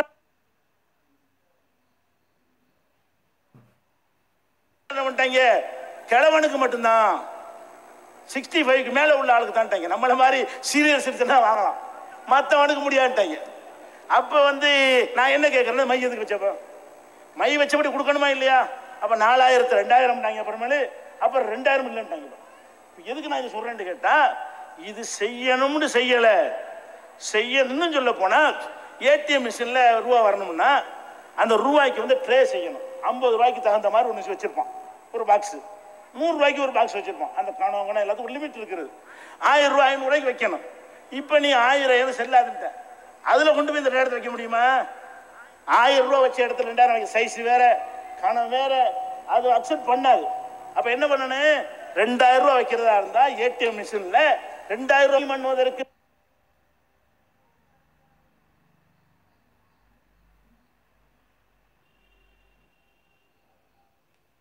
ஒவ்வொருத்தனுக்கு 15 நாள் தேவைப்படும். அப்ப நீ திட்டமிட்டு நீ அறிவிக்கணும். மிஷின்ல இந்த தேதி வரைக்கும் செய்யவில்லை, மிஷின்ல வைக்க முடியாது. 100 ரூபாய் தான் வைக்கிறான், பழைய 100 ரூபாய் வைக்கிறான்னு கேட்டா 2000 வைக்க முடியாது. வைக்கிற ஏற்பாடு மிஷின்ல இல்ல. அதை செய்வதற்குரிய செட்டிங் பண்ணணும், ப்ரோக்ராம் பண்ணணும். அப்பதான் 2000 கணக்கு எடுத்துக்கொள்ளும். இப்ப என்ன ரூபா வைக்கிறான்? இன்னைக்கு வரைக்கும் மிஷின் 2000 வைக்கல. எதை வைக்கிறான்? 150. 100 எவ்வளோ? முதல்ல வந்து 100 400 எடுப்போம், 500 எடுப்போம். இப்போ எல்லாத்துக்கும் 100 எடுத்தோம்னு சொன்னால் 10 பேர் எடுத்தால் காலி காலி. 100 ரூபா 100 ரூபாய் 2000 4000 கொடுத்து எடுத்துகிட்டு போனான்னு சொன்னால் காலியாக போயிடுது, கூட்டிகிட்டு போயிடுறாங்க. அப்போ நீங்க என்ன ஏடிஎம் செஞ்சு அப்போ என்ன விளங்குது? எல்லா குளறுபடிக்கும் காரணம் இவன் வந்து செல்லாதுன்னு அறிவிக்கிறதுக்கு செய்யவில்லை. இவனுடைய ஊழலையும் கள்ளத்தனத்தையும் கண்டுபிடித்து விடுவார்கள், நாளைக்கு அம்பலமாகிவிடும். அதை பத்தி எவனும் பேசக்கூடாது. இது இல்லாட்டின்னு இப்படி செஞ்சிருப்பானா? ஒரு அறிவாளி செஞ்சிருப்பானா? இவன் முட்டாள ரிசர்வ் பேங்க்ல இருக்கிறவன்லாம் அதிகாரி, அவன் அதிகாரி விவரம் வந்தானா? இவன் தான் கூப்பிட்டு இருந்துட்டு போறான். விவரமுள்ள ஆள் அதிகாரிக்கு தானே செய்யணும். அவன் என்ன செஞ்சிருப்பான்?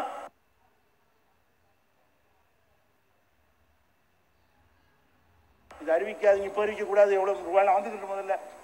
சரி 2000 செல்லாதுன்ட்ட 2000 மாத்த இயலுமாடா? முதல்ல 100 ரூபா பழக்கத்தில் இல்லைங்கிற 2000 எடுத்துக்கொண்டே கடையில் கொடுத்த 100 ரூபாய் ஜாமான் கேட்டா 1900 இல்லைங்கிற 2000 வாங்கிக்கிறான். கஷ்டப்பட்டு 2000 வாங்கிட்டு வந்தா 2000 ஜாமான் வாங்கு. 1000 ரூபாய்க்கு வாங்கினா 1000 ரூபாய் கொடுக்க முடியாது இல்லையே. அப்ப 2000 வாங்கினா இப்ப என்ன எங்களை நினைச்சிட்டு இருக்கிற? நாட்டு மக்களை பற்றி உன்னுடைய கணிப்பு என்ன? நாட்டு மக்களை பற்றி உன்னுடைய மதிப்பு என்ன? அப்ப இந்த நோட்டு செல்லாது என்கிறதுக்கு பின்னாடி இந்த விஷயங்கள்லாம் இருக்கிறது. அந்த எந்த ஏற்பாடு செய்யவில்லை. அடுத்து என்ன கேட்டா, சில நாட்களில் 3 நாட்களில் சரியாகிவிடும். 21 தெரியல. அதுக்கப்புறம் என்ன நான் கேட்கிறேன்னு கேட்டா, இன்னும் 500 ரூபாய் அடித்து வரவில்லை. 500 ரூபாய் நோட்டு அடிக்க கொடுக்கல, சும்மா படம் காட்டிட்டு இருக்கிறாங்க. இது போக என்ன செய்யறாங்கன்னு கேட்டா, அறிவிச்ச உடனேயே இந்த அரச புறத்தெல்லாம் செய்யலாம் 2-3 நாளா கசிஞ்சிக்கிட்டு இருக்கிறது. அப்ப மோடி என்ன பண்றாருன்னு கேட்டா, அவர் கட்சியை சேர்ந்த முக்கியமான மாநில தலைவர்களுக்கு மெசேஜ் அனுப்பிடுறாரு. நம்மளை பொறுத்த போறாங்க, அதை சொல்ல மாட்டார்ல, நாரி போயிருவோம், அதுக்குள்ள வேலை தகவல்லாம் கசிஞ்சு போயிருக்குது. அதனால நீங்க என்ன செய்யுங்கன்னு கேட்டா, உங்க பணங்களை எல்லாம் சேஃப்டி பண்ணிக்கிறங்க. இதுக்கு என்ன சும்மா விட்டு அடிக்கல நம்ம? இது எதை வச்சு சொல்றோம்? கல்கத்தாவில் உள்ள அங்க முதல் நாள் கொண்டு பேங்க்ல போடுறோம். அதுக்கு முந்தின நாள் 5000 தான் போட்டுருக்கிறோம். அதுக்கு முந்தின நாட்கள்லாம் எடுத்து பார்த்தீங்கன்னா, பேங்க் ஸ்டேட்மெண்ட்டை பார்த்தீங்கன்னா, பேங்க்ல 5000 அப்படி போட்டுட்டு வந்த அந்த மேற்கு வங்காள பிஜேபி கட்சி அந்த மோடி அறிவிக்கிறதுக்கு முதல் நாள் கொண்டு போய் 1 கோடி ரூபாய் டெபாசிட் பண்றான் பணமாக. அதுக்கு முந்தி போட்டா கேள்வி வர, இப்பதானே கிறுக்கி போட்டுலாம் பண்றாங்க. அதுக்கு முந்தைய போட்டு என்ன செய்யறது, வேற இதுக்கு மாத்தி விட்டுறது. அப்படியே 1 கோடி ரூபாய் பண்ணியிருக்கிறான். அதுக்கப்புறம் இன்னொரு மாநில பிஜேபி தலைவர் என்ன பண்றான்னு கேட்டா, 20 ரூபாய் 2000 ரூபாய் கட்டுல 3 கட்டு வச்சுக்கிட்டு போஸ்ட் கொடுக்கும். 3 கட்டு 2000 ரூபாய் கட்டுல ஒரு 2000 ரூபாய் கட்டு உள்ளது. 3 கட்டுல சின்ன கட்டு இல்ல, 2000 ரூபாய் கட்டு மாதிரி 10, அது மாதிரி 3 கட்டு. ஒரு 2000 வாங்குற 2 லட்சம், ஒரு 2000 2 லட்சம், 10 சேர்ந்தா 20 லட்சம், 3 கட்டுல 60 லட்சம். 60 லட்சம் ரூபாய 2000 ரூபாய் வச்சு போஸ்ட் கொடுத்து, இன்னும் 2 நாட்களிலே இந்த பணம் வரப்போகுது அவன் போடுறான். அப்ப அவன் மாத்திட்டாங்க. ஏற்கனவே மாத்தட்டி மூட்டு பணம் ஏது அறிவிக்கிறதுக்கு முன்னாடி இவர் அறிவிக்க 7ஆம் தேதி போட்டு விட்டான். 7ஆம் தேதி அவனுடைய ட்விட்டர்ல எழுதி வச்சிருக்கான். என்னது, இந்த பணம் தான் புதிய ரூபாய். இந்த பணம்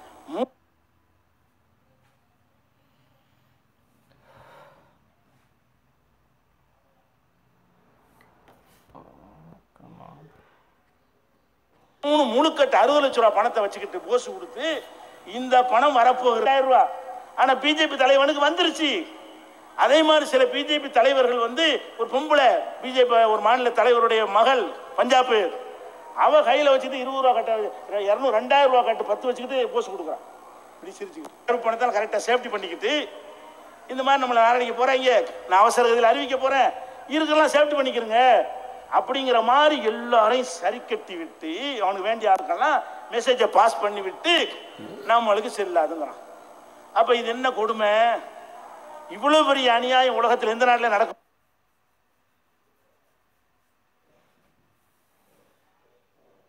ரணகலமாவுது. அதுக்கு மதிய திமுரு செல்லான்னு அறிவிச்சு ஜப்பானுக்கு போயிட்டான். செல்லாதுன்னு அறிவிச்சான்ல, சரி நம்ம ஒரு பயங்கரமான அறிவிப்பு செஞ்சிருக்கோமே, மாற்று ஏற்பாடும் பண்ணலையே, ரூபா மக்களுக்கு கிடைக்காத, மக்கள் என்ன செய்வாங்கன்னு ஒரு தலைவன் கண்காணிக்கணுமா இல்லையா? அறிவிச்சுட்டு காலையில் ஜப்பானுங்க ராத்திரி 12:30 மணிக்கு செல்லான்னு அறிவிச்சு விட்டு காலையில் வந்து ஜப்பானுக்கு போயிட்டான். அங்க போய் பிபி ஓதிக்கிட்டு இருக்கிறான், அங்க மோனம் அடிக்கிறான், பாயில் இந்த என்னது பியூட்டி பார்லரில் போய் பொம்பளை மசாஜ் பண்ணி விடுறா. எங்க ஜப்பான்ல போய் பியூட்டி பார்லர்ல போய் பொம்பளை அமிக்கி விடுறா, பணம் வருது. எப்ப இங்க நம்ம வந்து கும்பி காயுதுன்னு தவிச்சுக்கிட்டு இருக்கிறான் மக்களே, வயிறு எரியுதுன்னு. இதை பத்தி என்ன நடக்கும்னு பார்க்காம, அதை பத்தி சிந்திக்காம அங்க போய் பொம்பளையோட செல்ஃபி எடுக்கிறான். 5 பொம்பளை நிக்கிற ஒரு செல்ஃபி படம் வருது. ஜப்பானில் கல்யாணராமன், நவீன கல்யாணராமன். அப்ப இப்படி போடுற பேஸ்புக்ல ஜப்பானில் கல்யாணராமன். அப்ப நீ ஜப்பான்ல போய் இந்த கூத்தடிக்கிறிய, நாட்டு மக்களை பத்தி ஏதாவது ஒரு அறிவு இருக்கா, பொறுப்பு இருக்கா உனக்கு? சரி, அறிவிச்சிட்டோம், இருந்து பேஸ் பண்ணுவோம், மக்களுக்கு என்னன்னு பார்ப்போம், என்னன்னு விசாரிப்போம், என்னப்பா மக்கள்லாம் மாற்றி ஏற்பாடு என்ன செய்யலாம், ஒரு ஆலோசனை பண்ற நீ இருந்தியா? 4 நாள் ஆளை காணாமுங்க. 4 நாள் மக்கள் சாவுறான், கியூல நிக்கிறான், பேங்க உடைக்கிறான், அதிகாரி சண்டை போடுறான், தடியடி நடக்கிறது, செத்து மடிக்கிறார்கள். எதை பத்தியும் கவலை இல்லாம அந்த காலத்துல சொல்லுவாங்க, இந்த மந்திரிகள்லாம் இருப்பானுல்ல, மன்னர்கள்லாம் நாட்டில் என்ன நடக்குன்னு தெரியாது. மந்திரியை கூப்பிட்டு, மந்திரி மாதம் மும்மாரி மழை பெய்யுதான்னு கேட்பாங்க. அவன் ஊர்ல மழை பெய்யறத மந்திரி கிட்ட நினைக்கிறாங்க. இவன் சொகுசா உள்ள உட்காந்துக்கிட்டு மழை பெஞ்சு சட்டம் தெரியாது. அந்த காலத்துல கர்நாடக பராசக்தி சொல்லிருப்பாரு, என்ன சொல்லுவாரு, மாதம் மும்மாரி மழை பெய்யுதான்னு கேட்பாங்க. அப்ப மந்திரிகிட்ட ஓய்வு செய்யறது, மாதம் மும்மாரி 3 தடவை மழை பெய்யுதா, கரெக்டா பெஞ்சிட்டு இருக்குதா அப்படின்னு மன்னர்கள் யார்கிட்ட கேட்பாங்கன்னா மந்திரிட்ட கேட்பாங்க. அப்ப இருக்கும், நாட்டை பத்தி கவலை இல்லை, அந்த புறத்துல ஜாலியா இருக்க வேண்டியது, மழை பெஞ்சாலும் தெரியாது, வெயில் அடிச்சாலும் தெரியாது. அந்த போதெல்லாம் தெரிஞ்ச பிறகு வந்து மழை பெஞ்சா மழை 1 வாரம் கழிச்சு வருவாங்க. இந்த அந்த காலத்து மன்னர்கள்.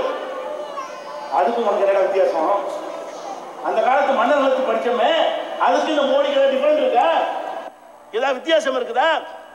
வந்துட்டு என்ன செய்யறான்னு கேட்டா, இவ்வளவு நடந்திருக்குது, ஆஹா பாரதூரமா ஏற்படுது பார்க்காம கோவாவில் போய், கோவாவில் பிஜேபி ஆட்சி நடக்கிறது, அங்க ஒரு ஃபங்க்ஷன்ல போய் கலந்துட்டு இருந்துச்சுன்னா, ஒழிக்காமல் விட மாட்டேன் அப்பதான் பேசுனது. 2000 ரூபாய்க்கு நிக்க வச்சுட்டேன், 4000 ரூபாய்க்கு கருப்பு பண பேர்கள் லட்சம் அடிக்கிறார்கள் என்று பேசிவிட்டு, நான் நாட்டுக்காக தியாகம் செய்தவன், நாட்டுக்காக மனைவி மக்களை துறந்தவன், இந்த நாட்டுக்காகவே என்னுடைய பொது வாழ்க்கை ஓடி வந்தவன் அப்படின்னு போவான். அப்புறம் என்ன பார்த்தா, அவன் அண்ணங்காரன், வேற என்ன, மோடிக்கு அண்ணன். அந்த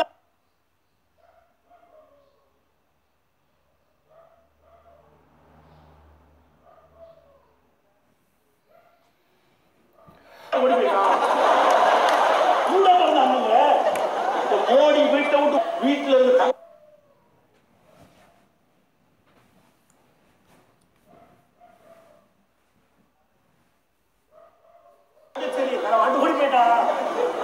ஏத்த மாட்டோம். அப்ப இந்த திருட்டு போன மாதிரி 3 வருஷம் எங்க திருடானு தெரியல. அப்பதான் 3 வருஷம் எங்க, ஒரு மனிதனோட 3 வருஷம் எங்கன்னு தெரியாட்டி எங்க நிஜமா தெரியல, உலகத்துக்கு தெரியாதுங்க. வீட்டுல இருந்து தங்கச்சீனை களவான்ட்டு ஓடின ஆளு அந்த 1 வருஷம் எங்க இருந்தாரு தெரியாது. பிஜேபி கரண்ட் கேளுங்க, சொல்றா பாப்பா அந்த 3 வருஷம் எங்க இருந்தாங்க அப்படின்னு சொல்லி அந்த மோடி வீட்டுக்கு பக்கத்து வீட்டுல வச்சுக்கிற பெரியவர் சொல்றாரு, கேட்கிறாரு, நீ 3 வருஷம் எங்க இருந்த சொல்லு. ஊடகங்கள் அதை கேள்வி கேட்டீங்களா? 3 வருஷம் ஓடி போனீங்களான்னு, எங்க இருந்த சந்தேக கஷ்டம் உள்ள போனியா, திருப்பி உள்ள போட்டு வச்சிருந்தாங்களா, யாரும் தொடர்பு இல்லாம என்ன காரணம் அப்படின்னு கேட்கணுமா இல்லையா? இன்னும் சொல்ல போனா, இவர் மனைவி விட்டு தேசத்துக்காக போனங்கிறாரு. ஒரு ஆம்பளைன்னா என்ன இருக்குன்னு, ஒரு ஆண் மகனா இருந்தா அந்த மனைவி பிடிக்கலாம், வேற ஒரு மனைவியோட வாழணுமா இல்லையா? உன்னுடைய உடல் 55 இன்ச்சுக்கு நல்லா தேவைப்படுமா இல்லையா? நீ 55 இன்ச்சியை காட்டி ஆம்பளைங்கிறிய, ஆம்பளை பொம்பளை வேணுமா இல்லையா? நீ அன்னைக்கு ஓடி போய் அப்புறம் என்ன செஞ்சுட்டு இருக்கிற, விபச்சாரம் பண்றியா டெய்லி? அப்ப கல்யாணம் பண்ணலங்கிற, இப்ப என்ன நீ? அப்ப அதுக்கு அர்த்தம் வேற, எங்க நாட்டில் வேற சொல்லுவாங்க அதுக்கு. அந்த 9பாங்க. அப்ப நீ 9ஆ? நீ கேவலம் கல்யாணம் பண்ணி பொண்டாட்டிட்டு வாழ தெரியல, வேற பொண்டாட்டி கட்ட தெரியல, வேற மாதிரி அரசப்படுத்தல, அங்க போய் இங்க அப்படி வேற நித்தியானந்த மாதிரி மாட்ட மாதிரி தெரியல. அப்ப அது என்ன மேட்ரு? நீ வந்துட்டு தேசத்துக்கு ஓடுனியா? உனக்கு ஏழல ஓடி போயிட்ட, பொண்டாட்டிய சந்திக்க இயலாம ஓடுன நீ வந்து தேசத்துக்கு ஓடுனியா? அப்ப இவ்வளவு கேவலமான ஒரு நாட்டு பிரதமர் எங்க பார்த்திருக்கிறோமா? இந்த கள்ளத்தனம் பண்ணிவிட்டு தேசத்துக்கு தியாகம் பண்ணாங்க. இதெல்லாம் பேசுறோம், இதெல்லாம் வழக்கெல்லாம் போடுவாங்க, தெரிஞ்சுதான் பேசுறோம். போடு, கோர்ட்லயும் சொல்லுவேன் இத. ஏன்னா அவ்வளவு மக்களுடைய கொந்தளிப்பு அப்படி இருக்கிறது, அந்த கோபம் அப்படி இருக்கு. அவ்வளவு பெரிய அநியாயத்தை செஞ்சிருக்க நாட்டுக்கு இவ்வளவு பெரிய அநியாயத்தை செய்துவிட்டு நான் நல்லதான் செஞ்சாங்க. அன்னைக்கு சன் டிவியில் ஓடிக்கிட்டு இருக்கு, இப்போ பாருங்க, டிவியில் மறுபரிசீலனை செய்யப்படும். இப்போ கலைஞா மோடி அறிவிப்பு செல்லாத ரூபாய் வந்து மறுபரிசீலனை செய்யப்படும். அது செய்யறானே, அது எப்போ மாறணும் தெரியல. அப்படி செஞ்சானே, ஆனால் அதுக்கு என்ன காரணம்? மம்தா பானர்ஜி காரணம், கெஜ்ரிவால் காரணம், கேரளாவுடைய முதல்வர் காரணம், போராடுகிற விவசாயிகள், பொதுமக்கள், ஏழைப்பாளைகள் காரணம். ஆனால் இது அன்னைக்கே தவிடுபடி ஆக்கியிருக்கும். ஏன் இவ்வளவு நாள் பொறுமையாச்சுன்னு சொன்னா, நம்ம தமிழ்நாட்டில் உள்ள 2 பெரிய அரசியல்வாதிகள் தான் காரணம். அறிவிச்ச அன்னைக்கு வரவே இருக்கிறார். யாரு? நம்ம மூத்தவர் பெரியவர் இருக்காரு. எவ்வளவு பெரிய பாரதூரமான வேலையை செஞ்சிருக்கிறான். நம்ம இதை ஆதரிக்கலைன்னு சொன்னா நம்மளையும் கருப்பணத்தை சேர்த்துருவாங்க. பையன் அப்படி ஆகிட்டாங்க. அறிவிக்கலன்னு வைங்கள, ஆதரிக்கலன்னு வைங்கள, கருணாநிதியில் கருப்பணம் இருக்குன்னு அதுக்கு பயந்துக்கிட்டு வரவேற்கிறேன், போராடணும்னு நாங்கள் ஜமாத்தில் கூட பேசிட்டு இருக்கிறோம். இது விடக்கூடாதுன்னு சொல்லி இவன் வாங்குறாங்க. ஒரு போய் வாய திறக்க மாட்டாங்க. காங்கிரஸ் அப்படித்தான். இந்த கெஜ்ரிவால் மம்தா அடிச்ச பிறகு தான் ஒருத்தனை பேசுறாங்களே தவிர எல்லாரும் கருப்பணம் வச்சுக்கிற காரணத்தினால எல்லாரும் தான் ஆதரிக்கிறோன்ட்டான். ஆதரிக்கிறோன்னு சொன்னதுனால தான் அவங்க இருந்தது. இப்போ என்னது, மக்கள் கொந்தளிப்பு அதிகமானவொன்னே இப்போதான் சங்கிலி போராட்டம், அந்த போராட்டம்லாம் பெருஞ்சுறாங்க, அறிவிக்கிறாங்க. அன்னைக்கே அது அறிவித்து இருந்தால், பிஜேபி ஆளாத மாநிலத்துறை முதல்வர்கள் அறிவித்திருந்தால்,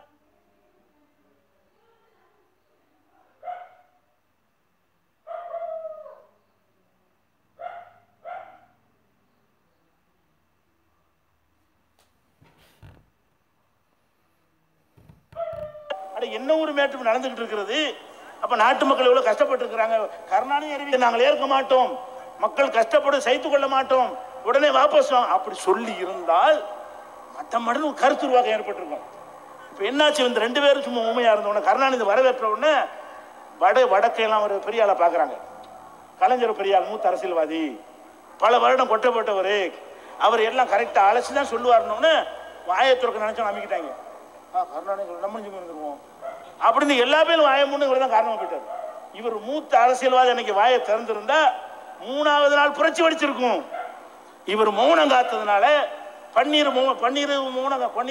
இயக்குறவங்க இருக்காங்கல்ல, அவங்களாச்சு. இது சாதாரண மேட்டர் இல்ல. சரி, தேர்தல் வருதுல்ல, 3 தொகுதி தேர்தல் வருது இல்லைங்க, வந்து முடிஞ்சிருச்சு நேரத்தோட. பாண்டிச்சேரியில் சேர்த்து 4 வருதுல்ல. இந்த 4 தேர்தலுக்காக அம்மா அறிக்கை ஒன்று வருது. இத்தனை வருஷம் அம்மா பேர்ல அறிக்கை வராம, இத்தனை மாசமா அறிக்கை வராம, கடவுள் புண்ணியத்தால் பிழைத்துக் கொண்டேன், அருளால் வந்து விட்டு தேர்தல் ஓட்டு போட வைக்கிறேன், நான் கரெக்டா தான் போடுங்கன்னு சொல்லுவதற்காக வேண்டி போட்டிய, அதுல 2 வார்த்தை சேர்த்தியா? இந்த அறிக்கை விடும்போது கடவுள் புண்ணியத்தால் பொழைச்சேன்னு அறிக்கை விட தெரிஞ்சல ஜெயலலிதாவுக்கு. அந்த அறிக்கையிலேயாவது இன்னைக்கு மக்கள் படுற கஷ்டத்தை நான் கண்ணீர் வடிக்கிறேன். சும்மா எழுத வேண்டியான வடிக்க மாட்டேன், வடிக்காவிட்டாலும் 2 வார்த்தை எழுதுனியா, அதுவே புரட்சி உண்டாக்கிருமாங்க. திமுக அமைக்கிட்டான், அண்ணா திமுக அமைக்கிட்டான், காங்கிரஸ் எல்லாமே விட்டாங்க. பேசுறவனெல்லாம் பேச விடாம அமைக்கி விட்டு பிறகு அதனாலதான் அமைதியா இருக்கிற மாதிரி ஒரு தோற்றம் தெரிகிறது. ஒழுங்காக இவர்கள் அன்னைக்கு கண்டித்து இருப்பார்களே ஆனால் நாடு வேற மாதிரி ஆயிரும். இது சொன்னா அதுக்கு ஒரு பேர் வச்சிருக்காங்க, தேசபக்தி. என்னடா கண்டிச்சோன்னு சொன்னா, ராணுவத்தார் எவ்வளவு கஷ்டப்படுறாங்க தெரியுமா, கியூல நிக்கிற மக்கள் நிக்க வச்சுட்டு கேட்டா டிவியில் உட்காந்துக்கிட்டு டிவியில் விவாதம் பண்றாங்க இந்த பிஜேபி காரங்க எல்லாம். அப்ப என்ன கேட்கறாங்க மக்கள்லாம், இந்த மாதிரி மக்கள் 4000 ரூபாய்க்கு நிக்க வச்சுட்டீங்களா, காலையில போய் சாயந்தரம் நிக்கிறானே, அப்புறம் இல்லைங்கிறீங்களே, முடிஞ்சிருச்சுங்கிறீங்களே, இதெல்லாம் சரியா? இதை நீங்கள் கஷ்டம்னு நினைக்கிறீங்களே, நம்ம தேசத்தை பார்ப்பதற்காக ராணுவத்தினர் எவ்வளவு கஷ்டப்படுறா தெரியும். இது அது பதில். ராணுவத்தினர் கஷ்டப்படுறானா சேவையா கஷ்டப்படுறாரா? அவருக்கு ஒரு லட்ச ரூபாய் நம்ம காசு சம்பளம் போகுது, சும்மா ராணுவம் கஷ்டப்படல. அப்ப எனக்கு 1 லட்ச ரூபாய் கூட நிக்கிறேன். அடே, ராணுவத்துக்கு கொடுக்குற மாதிரி மாசம் 1 லட்ச ரூபாய் எனக்கும் செலவு பண்ணீங்கன்னா நான் டெய்லி நிக்கிறேன். நிப்பில எல்லாரும் இதுக்கு பதில் அவனுக்கு சோத்துக்கு நீ பொறுப்பேற்றுக்கிறோம். ராணுவத்துடைய சாப்பாடுக்கு நாங்க பொறுப்பு, எங்க பணம் பொறுப்பு. ராணுவத்துடைய குடும்பத்தாருடைய சாப்பாடுக்கு நாங்க பொறுப்பு. அவர்கள் தியாகம் பண்ணி சேவை ஒன்றும் செய்யல. அப்ப அந்த மாதிரி ஒரு அடிப்படையை வச்சுக்கிட்டு ராணுவத்தார் கஷ்டப்படுகிறார்கள், அதனால நான் கியூல நிக்கணும்னா, அப்ப ராணுவம் இன்னைக்கு தான் கஷ்டப்படுறானா?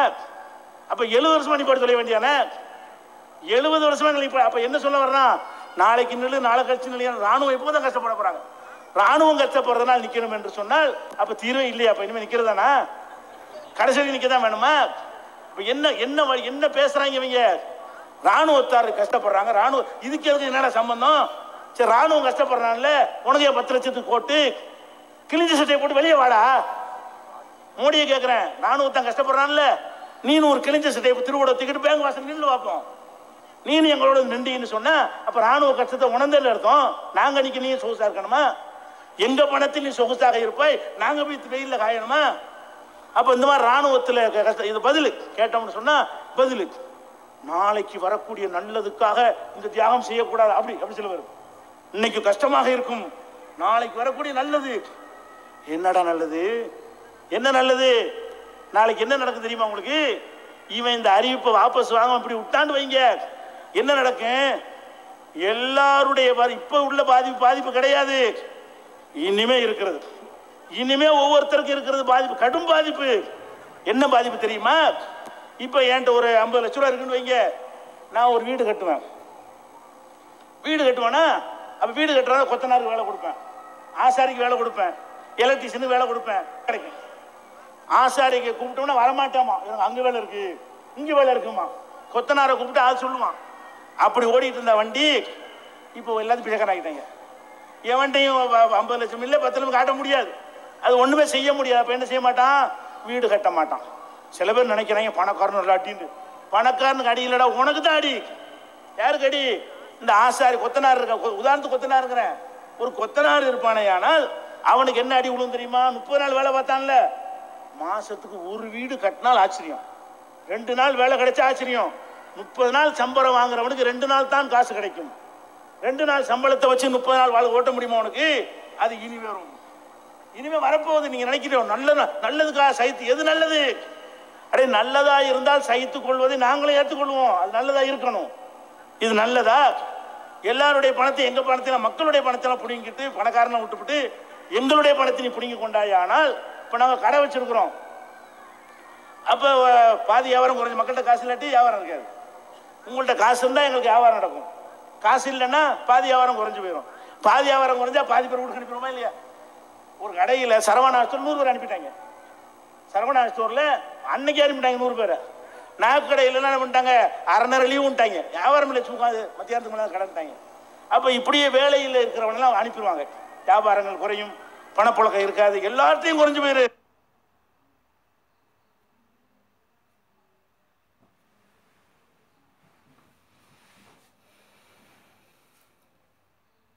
எல்லா மக்களுடைய வருமானம் குறையும் பொழுது யார்கிட்டையும் வாங்கும் திறன் இல்லாமல் போகும், வேலை கிடைக்காது, குறைந்த நாட்கள் தான் கிடைக்கும்.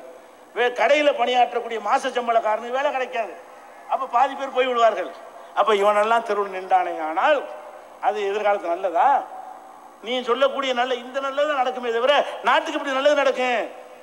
அவ்வளவு பேரையும் சந்தில இனிமே இப்போ நம்ம இருக்கிறதா செலவழிச்சுட்டு இருக்கிறோம், ஏதோ 100 200 வச்சிருப்போமா இல்லையா? இது அல்ல ஆபத்து. இந்த நிலை நீடிச்சா 2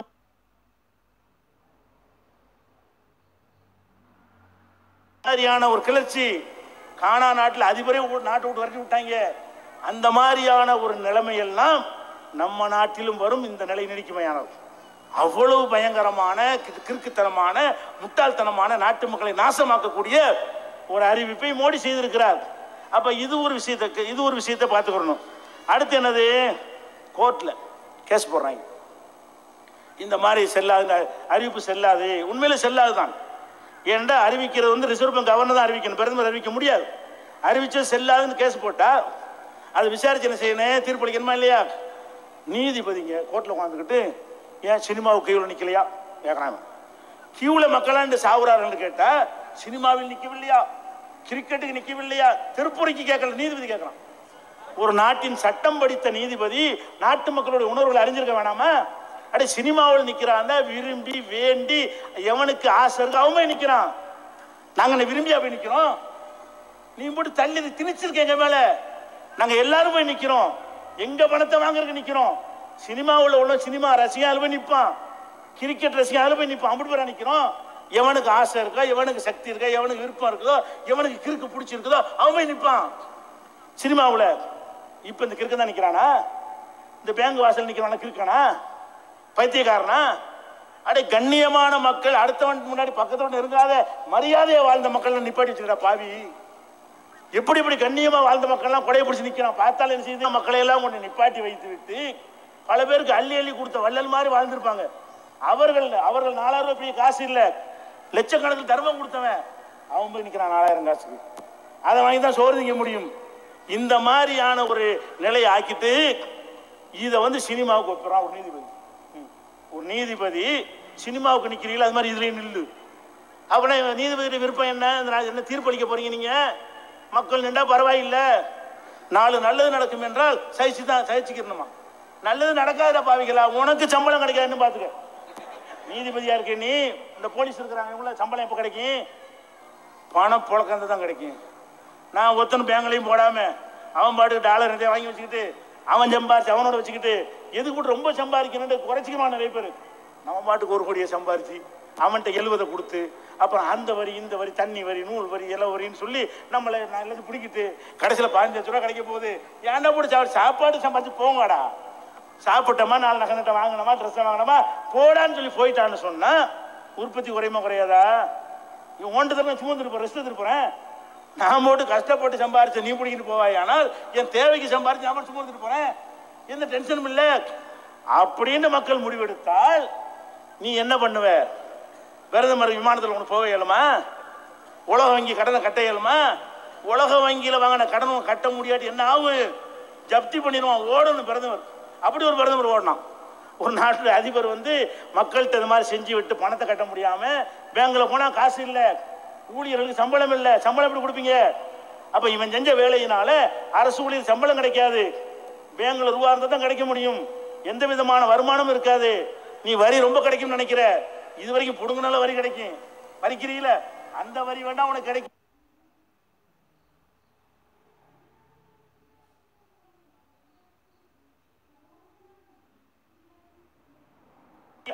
எப்படி ராணுவத்துக்கு ஆயுதம் வாங்குவ, எப்படி போலீஸுக்கு ஆயுதம் வாங்குவ, எப்படி ஆக்கப்பணிகள் செய்வ, எல்லாமே ஆப்பாகி போயிடும்.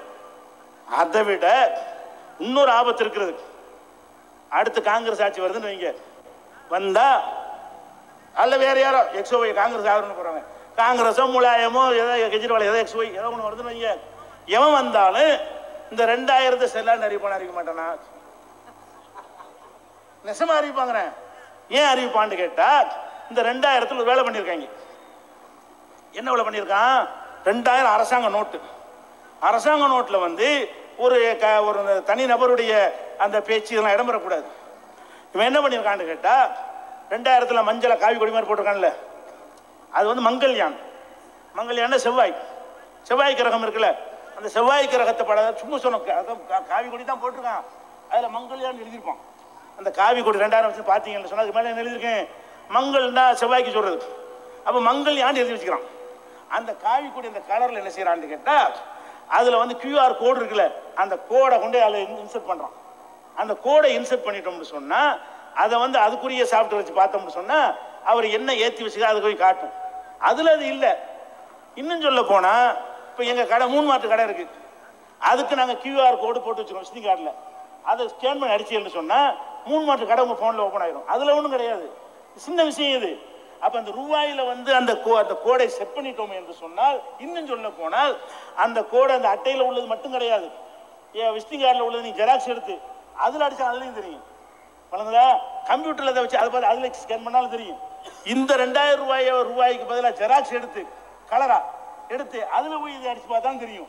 கம்ப்யூட்டரில் இந்த 2000 ஓப்பன் பண்ணிக்கிட்டு அந்த ஆரஞ்சு கிட்ட கொண்டு போய் அந்த காவி கலர் மங்கள்யானில் கொண்டு போய் ஸ்கேன் அடிச்சிங்கன்னு சொன்னால் மோடி பேசுறது வரும். மோடி அதுக்குள்ளே இல்லை, அந்த கோடை எழுதியிருக்கிறான், அதுக்குரிய வீடியோ வந்து சர்வரில் வச்சிருக்கிறான், அந்த லிங்க்ல போய் எடுத்துருது. நம்ம செல்போனில் லிங்க் இருக்கிறதுனால நெட் இருக்கிறதுனால அந்த நெட் வசதியை கொண்டு எடுக்கிறது. இப்போ என்ன ஆகுது? இது நாட்டு மக்கள் அனைவருக்கும் சொந்தமான ஒரு ரூபாயில ஒரு கட்சிக்காரன் இந்த கேடுகட்ட செயலை செஞ்சவன் அவன் பேசக்கூடிய நியாயப்படுத்தி பேசக்கூடிய உரைக்குரிய அந்த கோடை நீ எழுதியிருக்கிறாயானால்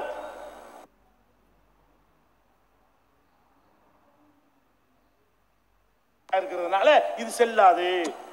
அப்ப 2000 ஆப்பு எவன் வந்தாலும் சரி 2 வருஷம் இழுக்குமான்னு எனக்கு தெரியல, புரட்சி கரைச்சி வந்து நாட்டை விட்டு ஓடினாலும் ஓடி போயிடுவாரு. அப்படி ஓடவில்லை என்று சொன்னால் அடுத்த எலெக்ஷன்ல கண்டிப்பா வர முடியும். அவ்வளவு கொந்தளி மக்கள் இருக்கிறது. அடுத்து வரக்கூடிய எவன் வந்தாலும் வர மாதிரி பண்ண அல்ல, பாராளுமன்றம் வர்ற மாதிரி பண்ணு, ஏதாவது ஒரு இந்தியாவுடைய ஒரு சின்னம் வர்ற மாதிரி செய்யி. நீ வாழுகிற ஒருத்தன் தன்னிதை போட முடியுமா? வாழ்ந்து கொண்டிருக்கக்கூடிய ஒருத்தன் வந்து தன்னை விளம்பரப்படுத்தக்கூடிய ஒரு கோடை ரூபா நோட்டில் அந்த மஞ்சள் கடலில் ஏற்றிருக்கிறான். அந்த மஞ்சள் கடல் ரூபா நினைக்கிற ரூபா கள்ள நோட்டை கண்டுபிடிக்க வச்சுட்டான். இதை வச்சுதான் இவங்க வந்து அந்த நானோ கினோ ஜிபிஎஸ் இதை வச்சுதான் இப்படி ஒன்று பண்ணிட்டாங்கன்னு தகவல் வந்தோடனே இதை தான் பின்ன கொடுத்துட்டாங்க. இதான் மேட்ரு, இது கோடு. நான் தயாரிப்பேன், நாங்களே தயாரிச்சுக்கிட்டோம் எங்கள் கடைக்கு, நீங்கள் உங்களுக்கு தயாரிக்கலாம். இப்போ கியூஆர் கோடை தயாரிச்சுக்கிட்டீங்கன்னு சொன்னால் அது எங்கே ஸ்கேன் பண்ணாலும் என்ன செய்யாது, அதுக்குரிய ஸ்கேனர் இருக்குது. அதை ஸ்கேன் பண்ணீங்கன்னு சொன்னால் நம்ம என்னத்தை வீடியோ வரணும்னா வீடியோ வரும், ஆடியோ வரணும்னா ஆடியோ வரும், படம் வரணும்னா படம் வரும், ஒரு பொருள் விலை வரணும்னா விலை வரும். நம்ம என்ன ஏற்றி வைக்கிறோமோ. அப்போ இவன் வேற ஒன்றை அந்த கோடுக்குள்ளே ஏற்றி வச்சிருக்கிறானே, இது துரோகம் இல்லையா? இது பச்சை துரோகம் இல்லையா? சாஃப்ட்வேர்காரங்க சில பேர் விளங்காம அது விளையாட்டு செஞ்சுட்டாங்க. விளையாட்டு செஞ்சாலும் அது இருந்தால் தாண்டா வரும். விளையாட்டுக்கு செஞ்சாலும் அந்த ரூபாயில் அந்த அந்த ஆரஞ்சு கலரில் அந்த கோடு இன்செர்ட் பண்ணி இருந்தால் தான் அது வருமே தவிர வேறு வகையில் வர அதில் இருக்குதானா? அதில் இன்னும் இன்செர்ட் பண்ணி யாரும் அக்கௌண்ட் காசா? நீ டீ வித்த காசாடா? ஏன் காசுல அடிக்கிற ரூபாயில் நீ யாரா அதுல இருந்து பேசுறதுக்கு யாரா? உன் படத்தை இன்செர்ட் பண்ண யாரு? உன்னை வெறுக்கிற அவ்வளவு மக்கள் 99% மக்கள் வெறுத்து கொண்டிருக்கும் பொழுது உன்னை எப்படி அதில் இன்செர்ட் பண்ணுவேன்? அவ்வளவு பெரிய துரோகம் செஞ்சு 2000 காலி பண்ண போறாங்க. அந்த அது வரைக்கும் இருக்கும், கொஞ்சம் அது ஒன்று இருக்கு. அடுத்த 2 வருஷம் வரைக்கும் ரூபா தாங்குமான்னு டவுட்டா இருக்கேன். தண்ணியில் போட்டா ஊறி போயிருது, என்னும் போது கிழிஞ்சு போயிடுது, என்ன அது மாதிரிலாம் போகுது பார்க்குறோம். அப்போ அது மாதிரி இல்லை, தாக்கு பிடிச்சி 2 வருஷத்தை கடந்தால் இந்த ரூபாயுடைய நிலைமை என்ன? அடுத்து எவன் ஆட்சிக்கு வந்தாலும் அந்த ஆரஞ்சுக்குள்ள வேற கூட எழுதுவான், வேற நோட்டு அடிப்பானே தவிர இந்த நோட்டை வைத்து ஒன்றும் செய்ய முடியாது. அந்த கோடு உள்ள பதியப்பட்டிருக்கிற அந்த கோடை மாற்ற வேண்டும். அதுக்கு பதிலாக வேற நோட்டு அடிச்சு விட்டான்னு சொன்னா இப்போ 2000 முடிஞ்சு வச்சுக்கிறது. அவன் 2000 செல்லாதமா, அவன் வந்து ராஜீவ் காந்தி பதினமா பண்ணி விட்டான்னு வைங்க, அப்போ இவன் வந்து இவன் செல்லாதமா. என்னங்கடா விளையாடுறீங்க? எங்க ரூபாயில உங்க விளையாட்டுக்கு பயன்படுத்துறீங்களா? உங்களுடைய அரசியலுக்கு பயன்படுத்துறீங்களா? அனைத்து மக்களுக்குமான ரூபாயில் உன்னுடைய விளம்பரத்தினை எப்படி இன்செர்ட் பண்ணாய்? விளம்பரத்தினுடைய கோடை எப்படி பதிவு பண்ணினாய்? அந்த கோடு இல்லை என்றால் எப்படி அது வரும்? ஸ்கேன் பண்ணும்போது வரும். அப்ப சிந்திச்சு பார்க்கணும். அப்ப அந்த மாதிரிலாம் அநியாயம் பண்ணியிருக்கிற காட்சியை பார்க்கிறோம். அடுத்ததாக வந்து உலகத்திலேயே ரூபா நோட்டில் ஸ்பெல்லிங் மிஸ்டேக் விட்டது உலக சரித்திரம் தான். ஃபர்ஸ்ட் ஒரு புக்கில் ஸ்பெல்லிங் மிஸ்டேக் வரலாம், ஒரு நீண்ட கட்டுரையில் வரலாம், ஒரு பேப்பர் அதில் வரலாம். சின்ன ஒரு 12 வரி உள்ள ஒரு வார்த்தை, கடினமான வார்த்தை இல்லை. எல்லா வார்த்தையுமே 2000 ரூபாய்ங்கிறதான். 2000 ரூபாய் இந்த எழுத்துல ஸ்பெல்லிங் மிஸ்டேக் வரலாமா? இவன் அடிச்சிருக்கிறாங்க, 14 மொழியில் அடிச்சிருக்கிறாங்க. இந்தி மொழியில வந்து அடிச்சிருக்கான். அதுல வந்து 2000 தோண்டா 2 ஹசார்னு 1000, 2000 2000 2000 எழுதுறதுக்கு பதிலாக ஒரு இன்ன சேர்த்து போட்டாங்க, 2000. ரூபா 2000 நோட்ல 2000ங்கிறதுக்கு பதிலாக 2000 ஒரு என்ன சேர்த்து விட்டாங்க. இந்தி மொழி தெரிஞ்சவங்களுக்கு தெரியும், இது இந்தி மொழி படி தப்பு. ரூபா நோட்ல ஸ்பெல்லிங் மிஸ்டேக் இப்படிங்க, இந்த வார்த்தை கூட தெரியாது. மராட்டி மொழி எனக்கு தெரியாது, அதுல என்ன மிஸ்டேக் பண்ணியிருக்காங்க. அதுல 14 மொழியில இந்தி எனக்கு தெரியும், கொஞ்சம் தெரிஞ்ச சொல்லிவிட்டேன். மராட்டியில் என்னமோ அது கூட வார்த்தை இருக்கும்ல, அதுலயும் பிழை பண்ணிட்டாங்க. அப்ப 14 மொழி எழுதுறதுல 2 மொழியை மிஸ்டேக் அடிக்கிறான்னா அது பெரிய சின்ன வார்த்தை. 2000 ரூபாய்ங்கிறது பிழை வருமா? பெரிய கட்டுரையா பிழை வருவதற்கு? அப்ப இந்த எவ்வளவு ஒரு கேலி கூத்தாக, எவ்வளவு கிறுக்குத்தனமாக இந்த நோட்டை அடித்திருக்கிறான்னு பாருங்க. அப்ப நாட்டு மக்களை இந்த மாதிரிலாம் செய்ய இருக்கிற காட்சியை பார்க்கிறோம். அடுத்து என்னன்னு கேட்டா இன்னொரு பெரிய ஆபத்து, வங்கி மூலமா மட்டும்தான் இனிமேல் செய்யற அளவுக்கு ஆக்கி விட்டாங்க. இப்ப என்ன சட்டம், நாளையில இருந்துலாம், நேரத்துல இருந்து, இன்னையில இருந்து இன்னைக்கு லீவ் விட்டாங்க, அதுலயும் மாத்தணும். ஞாயிற்றுக்கிழமை இருக்குன்னால இன்னைக்கு இருந்துச்சா? ஞாயிற்றுக்கிழமை 30ஆம் தேதி வரைக்கும் வங்கி செயல்பட முடியாடா, அதையாவது காப்பாத்தினியா? சொன்ன ஒரு சொல்ல காப்பாத்தினியா? இப்ப 50 நாள் சரியா வரும், 2 வருஷம் சரியா வரும்னு சொல்லி தெரியுறாங்க. இப்ப அந்த மாதிரியான ஒரு நிலைமையில இருக்குது. இப்ப என்ன ஆகும்? ரூபாயா வைத்திருக்கிற நீங்கள் இது தொடர்மையானால் மாற்றவே முடியாது. உங்கள்ட்ட 10 லட்சம் இருந்தாலும் மாற்ற முடியாது. யார் தான் மாற்ற முடியும்? அக்கவுண்ட்ல யார் இருக்கிறார்களோ, கணக்கு வைத்திருக்கிறார்களோ அவர்கள் தான் மாற்ற முடியும். அது எப்படி மாற்ற முடியும்? இப்ப நான் 10 லட்சம் ரூபாய் அக்கவுண்ட்ல போட்டேன், போட்டுட்டு வேற பணம் தரணும்ல, அக்கவுண்ட் தானே வச்சிருக்கிறேன். 10 லட்சம் ரூபாய் தாண்டு கேட்டா 12,000 வாரம் வாரம் வாங்கிக்கிறான். 10 லட்சம் ரூபாய் இப்ப அப்படிதான் தர்றேங்கிறான். அட என் கணக்கு இல்லான்னு கொடுத்துடா, கணக்கு வச்சுக்கிறேன். நான் வந்து பேங்க்ல 10 லட்சம் ரூபாய் போடுறேன், அது என் மக கல்யாணத்துக்கு தேவைப்படுது, அல்லது ஏதோ ஒரு கட்டணம் கடை தேவைப்படுது, ஏதோ தான தர்மத்துக்கு தேவைப்படுது, ஒரு மருத்துவத்துக்கே தேவைப்படுது. நான் போய் கேட்டா 10,000 போட்டியில வாரத்துக்கு 12,000 எடுத்துக்க, வாரத்துக்கு 12,000 எடுத்து எப்படி தருவேன்? ஏன் ரூபாய் எப்படி தருவேன்? ஏன் ரூபாய் நீ தரமாட்டேன், எப்படி நான் போடுவேனுமே? நான் என்னுடைய பணத்தை கணக்கில் நான் கொண்டு வந்தும் உங்களை டெபாசிட் பண்ணியும் எடுக்க முடியவில்லை என்றால் நான் ஏன் என் பணத்தை பேங்க்ல போடணும்? அப்ப வங்கி கணக்கு ஆளால் க்ளோஸ் பண்ணிட்டு இருக்காங்க. இன்னைக்கு என்ன நிலைமை? அந்த ரூபா நோட்டு செல்லாது அறிவிச்ச நாடுகள்ல எல்லாம் அவங்க என்ன பண்ணாங்க தெரியுமா? வங்கி கணக்கு க்ளோஸ் பண்ணிவிட்டாங்க. க்ளோஸ் பண்ணிட்டு ரூபா க்ளோஸ் பண்ண ரூபாய் தந்தாகணும்ல. க்ளோஸ் பண்ணிட்டீங்கன்னா 20 லட்ச ரூபா இருக்கு, நான் கணக்கே வேணாம் ரூபாய் தாடானா தந்தாகணும். 12,000 வாங்கிக்கிறேன், நான் அந்த கணக்கே இல்லைங்கிறேனே, எனக்கு மொத்தமாக தாடா. அப்படி வாங்கிட்டு என்ன செய்வான்? என்ன செஞ்சாங்க? எங்க எல்லாம் இந்த மாதிரி செல்லான்னு அறிவிச்சாங்களா அங்கே செஞ்ச மக்கள் செஞ்ச வேலையை உங்களுக்கு சொல்லித்தரேன். என்ன செஞ்சாங்க? வேறொரு பேங்க்ல போய் ஃபார்மாலிட்டி கணக்குன்னு வச்சுக்கிறாங்க. டிடிக்கு மாற்ற வேணும்ல, 500 ரூபாய் போட்டு கணக்கு வச்சுக்க வேண்டியது. இந்த பேங்கை க்ளோஸ் பண்ணிட வேண்டியது. இருந்தாலும் டிடி வந்தா மாற்றணும், பல விஷயங்கள் தேவைப்படும், கேஸ் மானியம் போட்டுடுவாங்க, கணக்குன்னு ஒன்று வேணும்ல, 1000 ரூபாய் போட்டு வச்சுக்கிறோங்க. அப்படிங்கிற மாதிரி வச்சு இதை க்ளோஸ் பண்ணிட்டு வேறொரு கணக்கு ஆரம்பிச்சான்னு சொன்னா பேங்க்ல ரூபா இருக்குமா? 1000 ரூபா தான் இருக்கு. 1000 ரூபா 1000 ரூபா தான் இருக்கும். ஒவ்வொருத்தர் ரூபா 1000 ரூபா தான் இருக்கும். அதுவும் எதுக்கு இருக்கு? ஏதோ எங்க தேவைக்கு ஏதாவது டிடின்னு வந்தா மாத்திரக்கு இருக்கு. இப்படியான ஒரு முடிவுக்கு வேற வேற நாட்டில் மக்கள் எடுத்தாங்களே, செல்லாதுன்னு அறிவிச்ச நாட்டில் எடுத்தாங்களே, அந்த முடிவை நாட்டு மக்கள் எடுத்தால் நாடு எங்க போவோம்? நாட்டு கவலை எங்க கவலை ஒரு பக்கம், நாட்டு கவலை ஒரு பக்கம், வரும் புரட்சி வந்துருமோன்னு கஷ்டப்பட்டு வெள்ளக்காரனை விரட்டி எங்களுக்கு தான் அக்கறை ஜாஸ்தி முஸ்லீம்களுக்கு. நாங்கள் தான் நாட்டை வந்து காப்பாற்றணும், நாங்கள் தான் உருவாக்கணும், நாங்கள் தான் வெள்ளக்காரனை விரட்டணும். இவ்வளோ பெரிய அழகான நாட்டை நாசமாக்கிட்டாங்களே இவன் கையில் கொடுத்து. குரங்கு கை பூமாலை மாதிரி பிச்சு பிச்சு எரிஞ்சிக்கிட்டு இருக்கான். குரங்கு கையில் பூமாலையை வந்து ஒரு பொம்பளையிட்ட கொடுத்தா அழகாக போட்டுக்கிடுவா, ஒரு கல்யாண மாப்பிள்ளையிட்ட கொடுத்தா போட்டுக்கிடுவான். மிஸ்ராத்தில் கிடையாது, நடைமுறையில் சொல்கிறேன். அதுக்கு வேணா பண்ணி விட்டுறாது, அவன் போட்டுக்கிடுவான். குரங்கிட்ட கொடுத்தா அதுக்கு மல்லிகைப்பூவும் தெரியாது, ரோஜா வந்து பிச்சு பிச்சு எரியும். அப்போ